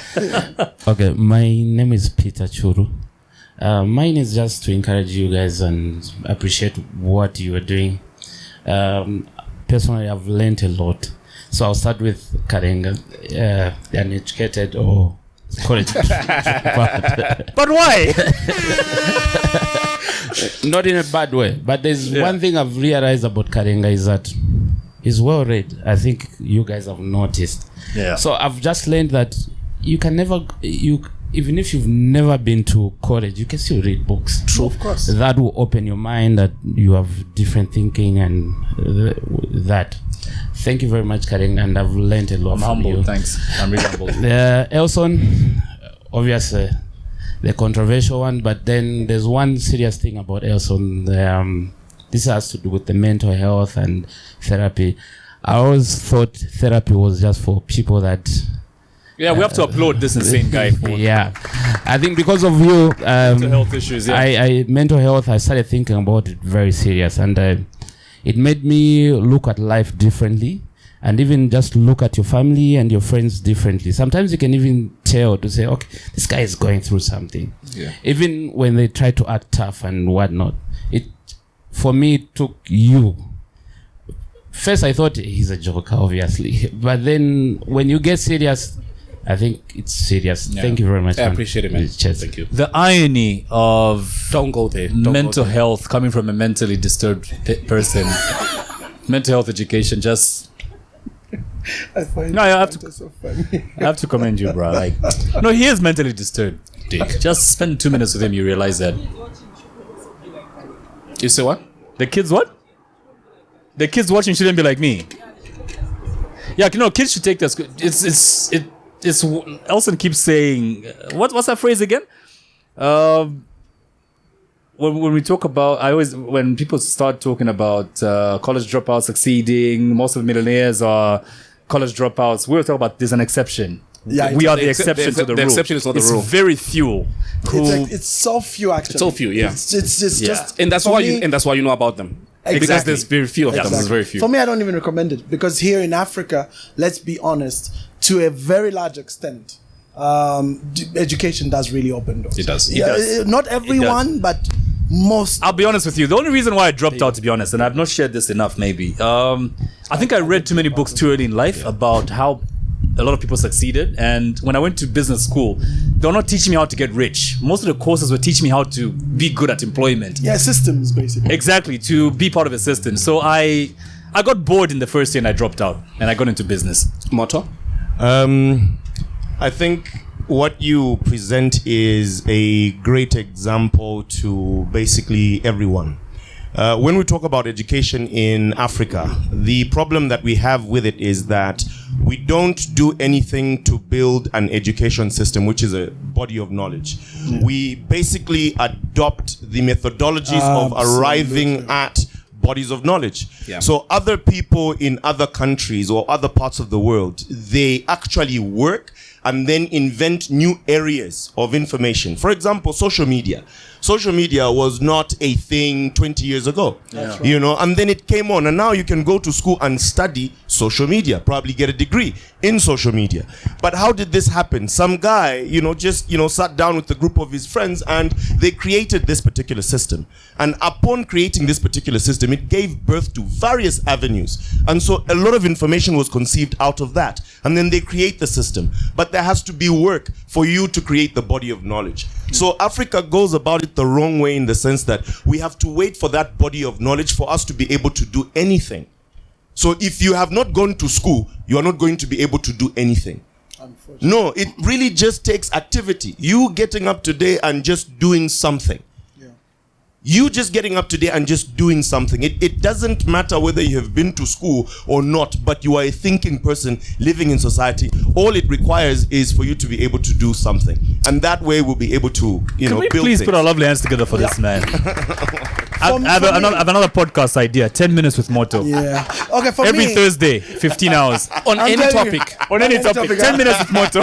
So, four things that education must do. And by the way, there's a difference in education and schooling. What we go through in Africa, that's schooling. Schooling is basically indoctrinating you to think in a particular way that suits the gatekeepers that create the system to which you must conform. That's schooling. Now, here's what education is. It must do four things. Number one, teach you how to write. Count. Yeah, first write. Because why? you take your ideas, put them down on paper. That's very powerful. Number 2, teach you how to read. What's that for? So that you may learn what others have, come up with. And then 3, teach you how to count. So that you may do what? Keep track of your progress. And then number 4, teach you how to innovate.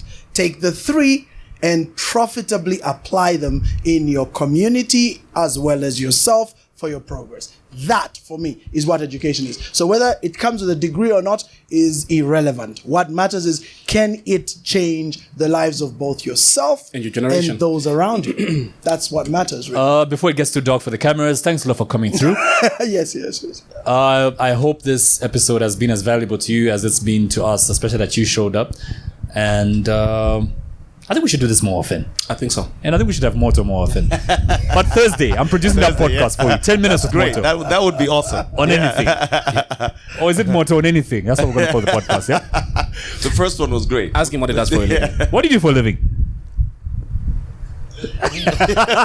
Are you a drug dealer, bro? No. You can say. No.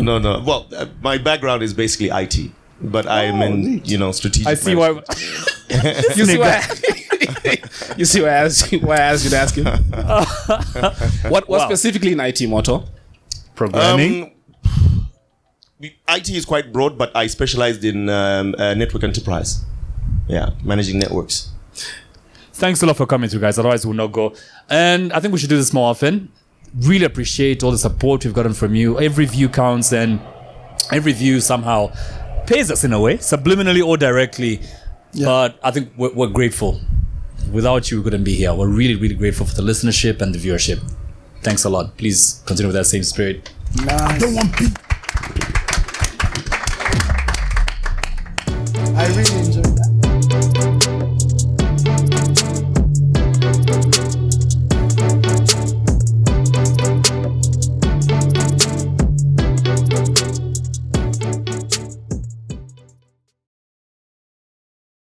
Tan tan tan tan, tan tan tan tan, tan tan tan tan, tan tan tan tan, tan tan tan tan, tan tan tan tan, tan tan tan tan, tan tan tan tan, tan tan tan.